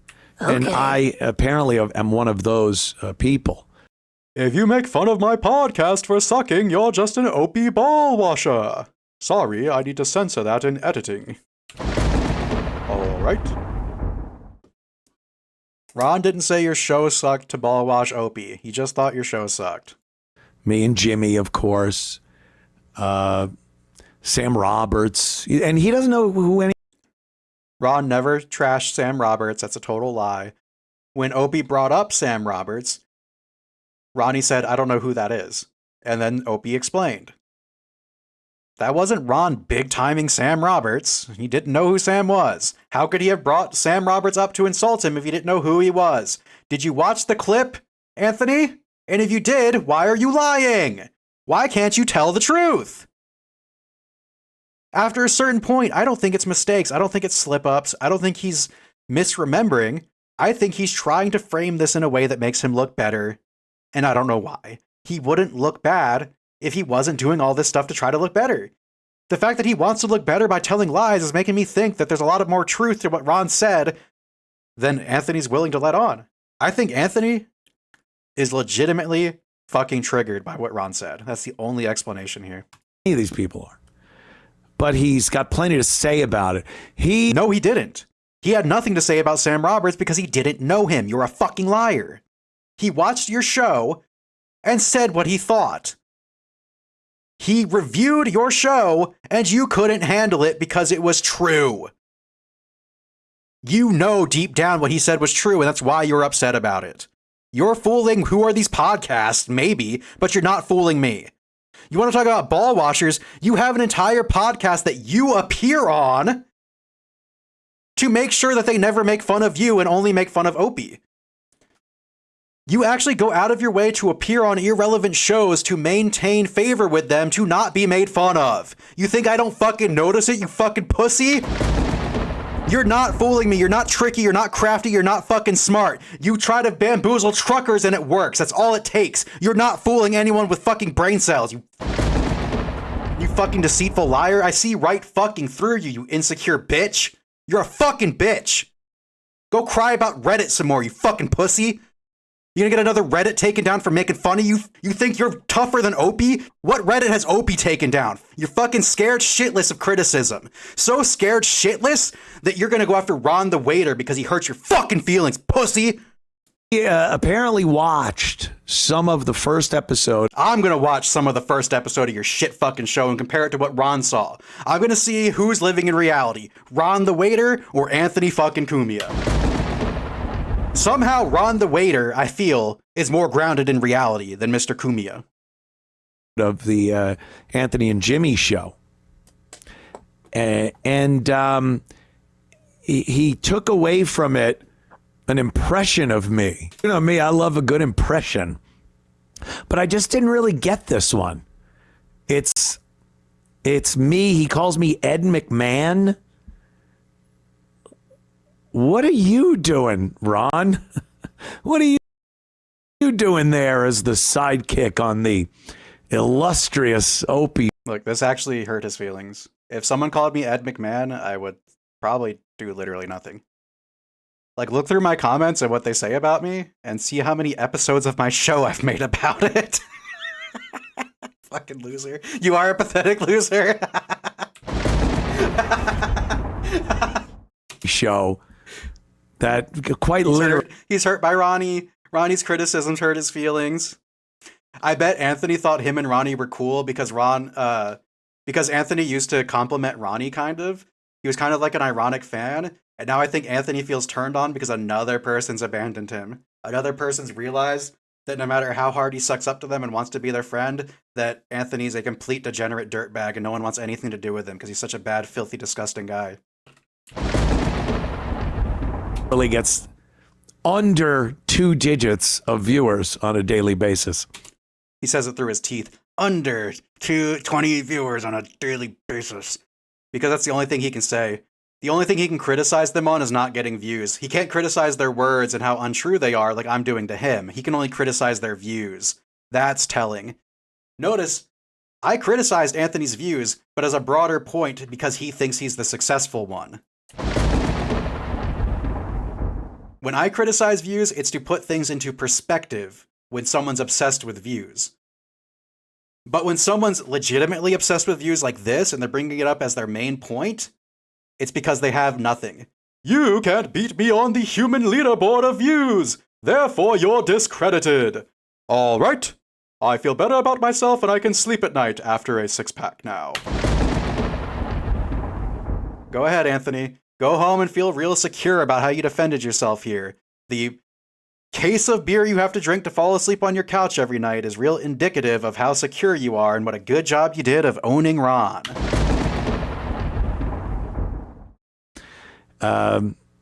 So let's listen to Ron doing his impression of me. I see the buzz about this Jim and Anthony show. Anthony's talking about walking his dog. The truth is, I just want my dog to piss and shit so I can get the fuck out of here. And then Jim goes, I wish the same thing when I'm with my girl. I just want her to piss and shit on me. Pause right there. Okay, let's see Anthony's deflection.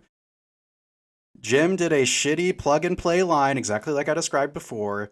He's got about 25, 50 jokes he plugs into any situation. They're all standard, they're plug-and-play. They're just meant to be kind of sent out conversationally, because he's on a radio show. So that's fine, it works as like a quick gag in a conversation, and that's why he's not funny on stage, because he just has these situational things he's used to jumping into with pre-baked lines, essentially. To where it's like you've seen a situation 1,000 times so you can respond to it effortlessly. But effortlessly is not originally. A lot of the times, Jim's funny on the radio because of his timing. He's very fast. But he's very fast because he's got pre-baked lines. So if you actually break down the conversation on like a comedy level, he's not saying anything funny or anything original or anything new. He's not generating material. He's very quick at placing pre-baked lines. That is a useful skill. But when you see his stand-up, you can see how the two don't actually relate. They're different skills, clearly, because he's not funny on stage whatsoever. But we're going to see Anthony's cope session on why he actually is funny and how Ron doesn't know anything, I'm sure. Because Anthony doesn't take things seriously, Anthony does get the joke, etc., etc. He's not mentally touched by this, he's not triggered by this, he's not disturbed by this, and he's not a pathetic loser. But he will cover Ronnie making fun of him in an 18-second Twitter clip. First of all, by the way, Ron is a comic. You'll see his comedic stylings in a moment. He's completely unable to convey the joke the way Jimmy put it. Okay. I'm sure it would have been way funnier when Jim did it. What do you want him to do? You didn't tell that joke right. You made it sound shittier than it was. Okay. This is, like, are we serious? This is what we're stopping our day to talk about? How not touched by this you are? Okay. I mean, dude, this is pathetic. The way Jimmy put it with the pissing. Actually, my friend Jimmy is funny. I swear. You're such a secure dude, Cumia. I can't believe it. I can't believe how secure you are in your masculinity and your comedy. Very secure. Very secure in your appearance, too. and shitting and stuff. It was very funny Sure when was. Jimmy did. It was about as funny as you guys on the Skanks were, huh? All those laughs you were getting, huh? That black guy behind Lewis was losing his head, wasn't he? Almost as funny as your performance on that roast. Who were you roasting, Big J. Okerson? When you got on stage and completely bombed and lost all credibility with the entire comedy scene, and now you're a whack packer on their show? Do you think they attached you to a lie detector because they respected you too much? Or did Howard Stern strap a lie detector to Ralph? To Richard and Sal? To his sidekicks and his underlings? You ever see Howard Stern hook himself up to a lie detector a single time in his 70 years of radio? No. You're the whack packer now, Anthony. It was worded properly. It wasn't awkwardly ham-handedly worded like that. If you heard Jimmy say it, you'd get it. Don't listen to this Ron guy that I already said only 20 people saw. Well, if only 20 people saw it, why are you so fucking upset? If it wasn't true and nobody saw it. This fucking idiot. Ron's the fucking idiot. Well, you're about to cry because he made fun of your friend Jim, so. Look at Ron's smile. Look at Ron's actual confident half smile. And then look at Anthony's sourpuss. Who's happy? Who's confident? Who's enjoying their life? Who rules? Who's a beta? Who's a coper? Who's a deflector? You're deflecting while Ron's roasting your bitch ass. That's the difference. Ron goes after people. He doesn't play defense all day cowering in his bedroom. Ron's in your face telling you like it is, and you're hiding in the shadows coming after him a week later in tears. What a bitch. Put it forth. And yeah, when you do a show, a lot of times you'll talk about some pretty inane, pedestrian things. My first show with Jim, my big comeback to podcasting with my partner Jim. We'll talk about some mundane things. All right? I talk about my dog and taking him outside, throwing the ball around with him. Yeah. And then you have an angle on it that might be a little different. My first show back. My big premiere of my Jim and Anthony show. I've got a segment on walking my dog. All right. That's a cope. Yeah. Day 500 of your daily radio show, you might talk about something inane. Day 1 of your big premiere of the Jim and Anthony show, you should probably have something exciting and not just a recycled guest at a story about your dog. I walked my dog yesterday. Who's interested in that for my big premiere? All right. What a fucking douche. Like, every single time he tries to defend himself, he just continues to admit what a pathetic loser he actually is. Like, being called a pathetic loser might be, like, the most accurate description of Anthony. As easy as a line as that is, it's lining up extremely close to reality, and it's actually affecting Anthony to be called that because he knows it's true. So, I mean, Anthony Cumia is a pathetic loser on every level. Like, he's a real pathetic loser.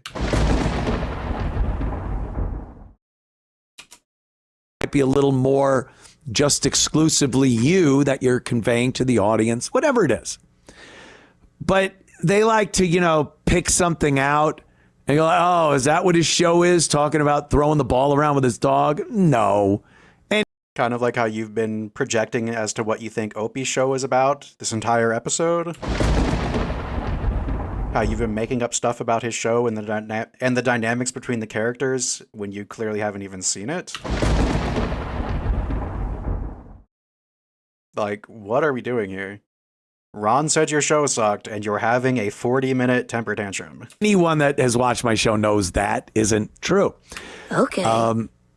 But you can watch an entire show of Opie and this Ron guy and come away with nothing. Yeah. You don't have to come away with anything. What do I come away with from your show? Honestly. Oh, I learned that black people committed crime again. Okay, I know. Oh, I learned that Democrats freak out about stuff that doesn't matter. Oh, I wonder where I heard someone else freaking out about stuff that doesn't matter. Oh yeah, it's you right now. I go, the entire show. It wasn't a quick 30 seconds talking about some basic thing that people do. Okay. It's an entire show Okay. of just nothing, boredom, Okay. bullshit. Okay. But Ron, you know, he's been a Opie sidekick for a while now, so I guess that gives him the wisdom and knowledge to pick and choose what is good and what's bad. Okay. I mean, he's admitting it right here. He's completely fucking upset about this review he got. He cannot take the criticism from Ron the Waiter. And that means the criticism really hit home. Because he's not... Like, this is desperate. He's just going, maybe sometimes I talk about something inane, but this guy is not the one who's allowed to criticize me. If you have to go after Ron's accomplishments in radio to make yourself look better, instead of just being confident in your show, it means you actually agree with him. And you're really upset about that fact, and you're angry at the world, and you're taking it out on him for being the one to say what everyone else was thinking. If you reviewed my show right now and told me how bad it sucked, it would not mentally impact me because I'm not a bitch like you. You're just a bitch. Plain and simple. You're a 60-year-old plus man with his feelings hurt right now. That's fucking pathetic. You're a pathetic loser. On podcasting and radio shows. So now Opie, of course, is going to do the over-the-top laugh thing because you never do that ever. Ron did such a good job of conveying what Jimmy said during that little segment. So we'll see what Jimmy said during that segment. We'll go over exactly every one of Jim's lines and how funny it was and how few times I've heard it before. Maybe I'll go through some old archives of the show and find Jimmy telling that same joke 100 different times. Maybe I'll be that psychotic with it, Anthony. Maybe we'll see how far we go with this feud before the Ronnie Army gets autistic with this. Because the Ronnie Army can get autistic at the snap of a fucking finger. The drop of a fucking hat. I'll spend the next 800 hours researching your entire life. Through your own words and videos and postings that you've made, not through creepy Reddit detective shit. So stop with all your private detective shit. Stop with trying to dox people. You're a fucking pussy. You can't take words, so you go after people in real life because you're a bitch. You're a beta. You're a fake. You're a phony. You're a fraud. You're everything you said you weren't. You're a phony. You're a pathetic loser, and Ron exposed you as such. Get that ass banned. Son, I'm gonna show you how to fight above the belt. Push X, liar. So, continue. Good one, Anthony. Almost as funny as one of Ron's lines. You're killing it today. You're a regular comedian, aren't you, Anthony? Quote-unquote comedian Anthony Cumia runs a deflection session and almost cries after Ron criticizes his show. That'll be the name of my video. Fucking bitch. That's what I came into. That's hilarious. Drink your Coke, Anthony. Look, have you ever seen someone look so sad while drinking a soda? Look at that. That's pathetic. That's pathetic. I mean, guys. He's teary-eyed, looking down and to the left, while drinking a giant Coca-Cola from a glass bottle. Ron the Waiter has completely shattered Anthony Cumia's confidence. Supreme Ronnie victory. Perfect. Supreme Ronnie victory. Perfect. Yes. I see the. And then Ed McMahon triggered Anthony because Anthony knows his whole personality is an Ed McMahon ripoff on the radio. Self-report. Thank you so much for listening. Oh my god, look at his little eyes and his little hair down there in the corner. Oh my god. His bag. Oh my god. Guys, Look in the bottom right of your screen right now. Look at his little face. Look at the little curls in his sideburns. Look at the filter hiding all his scars. Holy fuck.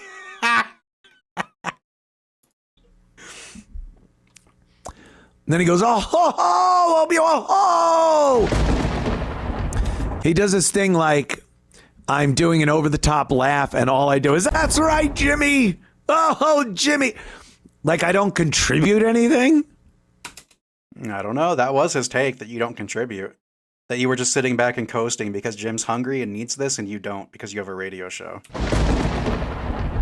That is his read, and we're going to watch the episode and find out if that's accurate or not, because this take actually triggered Anthony Cumia. Which is why this episode exists. We're watching this video right now because this triggered the fuck out of Anthony Cumia. I do a solo show. I wonder why. You used to have co-hosts. You tell everyone Opie ran his co-hosts off, but Opie seems to have so many co-hosts, I can't keep them straight. Meanwhile, you do a solo show because it's all you can do. Because when you get co-hosts, you get Dave Landau's. When you hire talent, you get Aaron Burr's. When you scout talent, you get Gino Piscante's. You get Bill Schultz. You are fucking pathetic. You're a pathetic loser. Look, I'm alone. Look at that high-pitched change in his voice.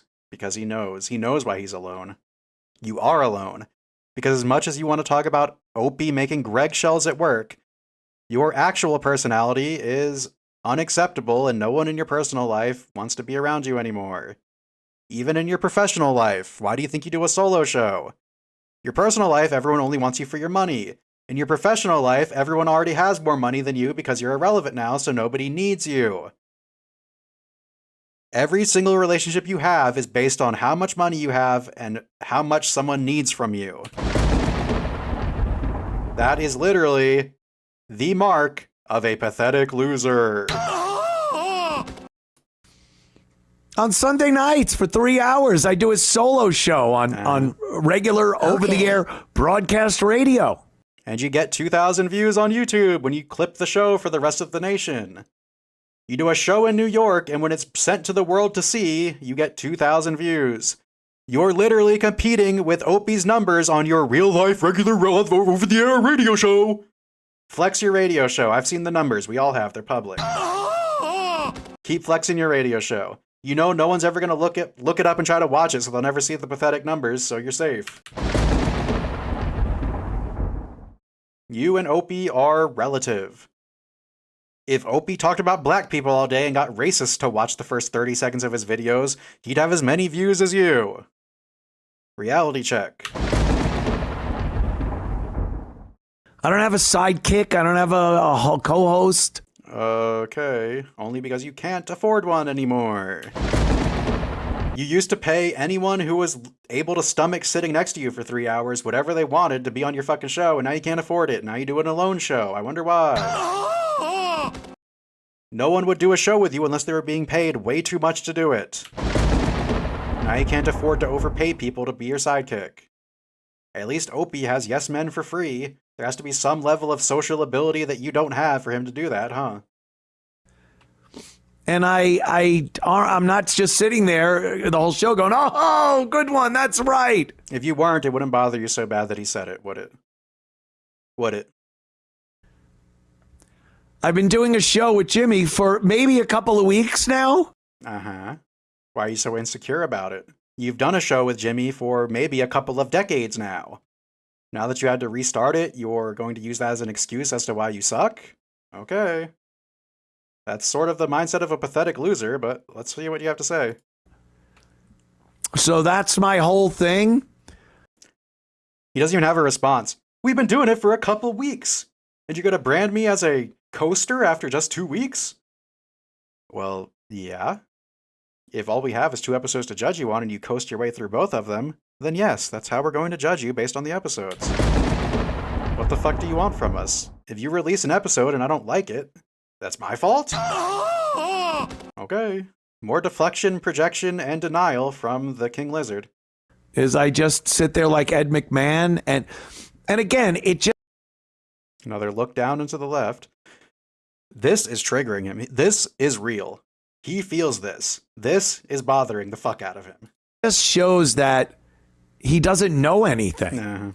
He just needs to sit there and cater to Opie. And tell. He watched the show.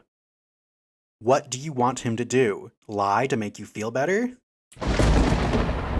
If this doesn't hurt your feelings, why does he need to lie to make you feel better? This bothers you because you feel it in your own heart. That's how you felt about the episode. And seeing one of Opie's friends say what you thought and be actually insightful and like able to observe what you're doing and call you on it really fucked with your head because you think Opie can never get a win on you ever. You think that you, just by being Anthony, forever get to take dubs on Opie. And when he gets one back, you actually fucking lose your shit because it's so rare, you're not used to it. So this is a true expose. You can sit here and dunk on Opie for years and years when you had the public support, you had the support of the comedians. Now that Ron gets one over on you, you take that as Opie getting one over on you, and you can't let that stand. You're in like a full freakout mode trying to stop this from happening. And it's actually going to have the opposite effect to where it exposes everyone to what a fucking weak, pathetic shell of a man you actually are and how fragile you actually are. So in the end, Anthony's going to be exposed by Ron the Waiter. That's crazy. Ron the Waiter's the one who finally cracked the facade that is Anthony Cumia. After everyone who's tried, Ron the Waiter, with one single impression of Ed McMahon, has shattered Anthony's confidence. Him what he wants to hear and do what he wants him to do. You're not even watching the show. You're making up this dynamic right now based on what you saw in a 20-second clip that you couldn't even finish. He couldn't finish the last 7 seconds of that clip because it was hurting so bad. And we've all had to do this over the course of the years. If you were ever a sidekick on the Opie, any Opie show iteration, back in the BAB. Anthony felt that way because he wasn't as confident as Ron and wouldn't speak his mind like Ron does.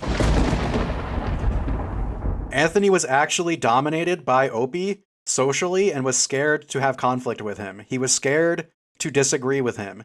Ron will openly disagree with him and say what he thinks. Anthony couldn't do that and is living through that experience in his own head of being afraid of conflict and not being able to handle a situation like a man. And now he's projecting that onto Ron as usual because everything he does is a projection. Anthony was scared of Opie. Anthony was scared of conflict. Anthony was scared to speak his mind. Anthony was a yes man, not because Opie made him, but because he was such a weak-spined bitch that he was afraid to conflict with Opie. Ron isn't scared of that, and he's living an actual normal social relationship with another man who he can conflict with and still be friends with at the end of the day, and you were too unhealthy and emotional to actually do that. So now you hate Ron because he's able to navigate the Opie landscape in a way that you weren't brave enough to do because you lived through trauma and feel emasculated because your dad beat you up because he thought you were gay, and you probably were. To put it simply, you're a pathetic loser.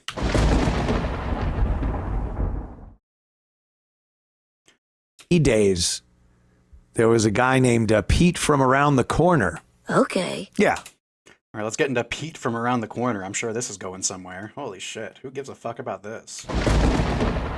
This is old man shit. He's always got to have a wacky name. Something Ron the Waiter, Pete from around the corner. It's always got to be some wacky, kooky name. Those aren't wacky, kooky names. You want to talk about Ron Bennington, your hero, who you want on your network so bad? Bronx Johnny, Fred from Brooklyn, Eastside Dave. Oh, Pepper Hicks. Oh, why don't you talk about Ron Bennington's wacky names? Oh, you won't because you don't have balls. You're not consistent. You criticize based on the person, not the action. You'll criticize Opie for being Opie, but you won't criticize Ron for doing the same thing because he's not Opie. You're what's called a spineless, wormy, fucking beta bitch. It's only a problem when guys that you have a problem with do it, and when someone you like does it, you magically don't have a problem with it anymore because you're inconsistent, you're a liar, you're a snake, you're a worm. You're here to suck cock and be friends with whoever's in the room. Fucking pathetic loser behavior. And Anthony comes along, and I'm like, yeah, I'm Anthony. I think that's just fine. Okay. Did Ron the waiter ever say he has a problem with his name? What's your point here? Opie would give people nicknames, and you didn't go by a nickname. Okay, sounds like Opie actually respected you and was reasonable with you. How about that? How is this a bad thing for Opie? I wanted to be called Anthony, so Opie agreed and everything was fine, and he called me Anthony. He's such a bad guy. All right. What are you talking about? You were just mad and emotional to the point that you're not even making sense, and you're fake smiling and fake laughing through the whole thing just like Ron said you do. Not going to be some kooky fucking sidekick. Uh-huh. Well, let's go revisit the bra bombing and tell me who the goofy sidekick was. Okay. Let's go visit the sperm bowl. You can tell me who the goofy sidekick was. Let's go visit Cursing Elmo, Evil Elmo, where you pretended to be a swearing Tickle Me Elmo doll, and you tell me who the pathetic sidekick loser was. You were a pathetic loser sidekick, basically until the serious days. And back then, you know, that was Pete from around the corner was his go-to guy. And then Pete, and I've spoken to Pete since, and he's like, oh, what an asshole that guy turned out to be. It's like, yeah. Anthony's tracking down Pete from around the corner to gossip about Opie with, but Opie is the pathetic loser. Okay. Yep. That's what happens. Yup, Pete from around the bend turned on Opie. Pete from around the bend turned on Opie. All right. Whoa, if Pete turned on Opie, he must be real bad. And I've said this many times. Everyone, every person that has worked professionally with Opie in the radio business does not have any type of good relationship with him. Just doesn't. We know. You've said it every time you talk about Opie. We don't care. Maybe if I was a radio producer, I would be jumping on board with this criticism, but I don't give a single flying fuck, and neither does anyone else. Can you believe Opie wasn't respectful to E-Rock? Yeah, who gives a fuck? E-Rock's a fat retard who only has a job because Opie was nice to him. He doesn't deserve it anyway. Fuck him. Who cares? Doesn't.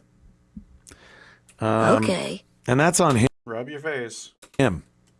He could sit back and say everyone is a piece of shit. Everyone's pathetic. Opie said you guys were going to have a great show and you had great chemistry together and you'd be very successful, dude. Opie was nothing but nice to you. He defended you. And he joked around with Ron about the review, but it really wasn't that serious. You're taking it seriously because you felt hurt by it. You felt attacked by it. You felt owned by Ron the waiter the same way he owned Alex Stein. He fucking dominated you socially. He made you look like an idiot. He cut you down to your core with a few sentences. An 18-second clip sent you spiraling so badly we're at 21 minutes now of you trying to deflect and project this onto Opie and Ron as if they're the ones who are hurt. This is truly insane, and you're truly a pathetic loser, exactly like Opie said, and that's why you're so upset, because the Opster nailed you dead on. Pathetic loser. Describes you perfectly. You're emanating fucking pathetic aura right now. I can smell the desperation on you. This is truly, truly pathetic. Everyone's a loser. Everyone's a washer. You are at 21 minutes and you're still scared to uncensor the word balls. But Opie's the pussy. But the odds that everyone is, as opposed to the odds that you are. Well, Opie didn't call anyone an asshole. Opie didn't say he had a problem with anyone. Opie said, these guys are great together, they have great chemistry, and the show will be successful, they have a big audience. I actually disagreed with Opie. Opie was so fair and generous to you guys that it was actually kind of annoying. But I was the one that said, look, those guys had the chemistry in the later years of Opie and Anthony. They, but they did nothing for 12 years, and now finally they're doing something. All right, and I'm sure it's going to be successful. Do they call it the J&A? You can see right there, he cut it in the video for some reason. That was the natural cut. I didn't do that. But you can say he said it right. You can see he said it right there. They'll be successful. And he goes deeper in the full thing about their chemistry and how they'll do fine together. Opie really was fairly magnanimous about this. I really don't know what Anthony's problem is here. I think he got a reaction from someone else who watched it and they didn't really give the full story. I think Anthony is actually impacted by this stuff enough that he didn't want to see it. I think he was actually feeling insecure about that episode and was unable to actually watch everything Ronnie said. And that's why he's so upset, because he only has like half context for what happened here. I don't think Anthony was actually confident enough to watch the full clip for context. I really don't think he was. And I think he's just cycling through his generic Opie hate in an attempt to become the victor here. But it might work on the truckers. It might work on like some of the dumber audience. But I mean, come on, guys. We all see through this, right? Like, Anthony is scrambling here because he actually feels attacked. He actually feels like he is a pathetic loser, and it's actually affecting him. He did not watch that whole clip, making this entire thing pointless. Well, basic math. Basic math right there. Uh-huh. So, Okay. we have Ron. Do you got the clip of Ron on stage, Sean? Oh, here we go. Do you have the clip of Cumia on stage? Like, you have a 30-year career as a comedian. Ron is a waiter. Yet you've both bombed equally bad. So you're going to expose Ron the waiter for his comedy. So you watched a 20-second clip of Ron the waiter talking about your show with no context, and then you'll watch a 3-minute clip of his stand-up to make fun of it. Well, you know what? Cumia is so pathetic and desperate with this cheesy attempt at attacking Ron the waiter disingenuously by not going over what he actually said and instead finding a third-party upload of him doing comedy at an open mic that I'm not going to allow this to happen on my screen. This is disingenuous. Anthony couldn't watch what Ron said about him, so instead he pulled a clip of him doing stand-up to try to make him look bad, to try to attack his credibility. Because if he can make Ron look unfunny, he can discredit his review and make him look like he wasn't telling the truth about Anthony coasting and being lame.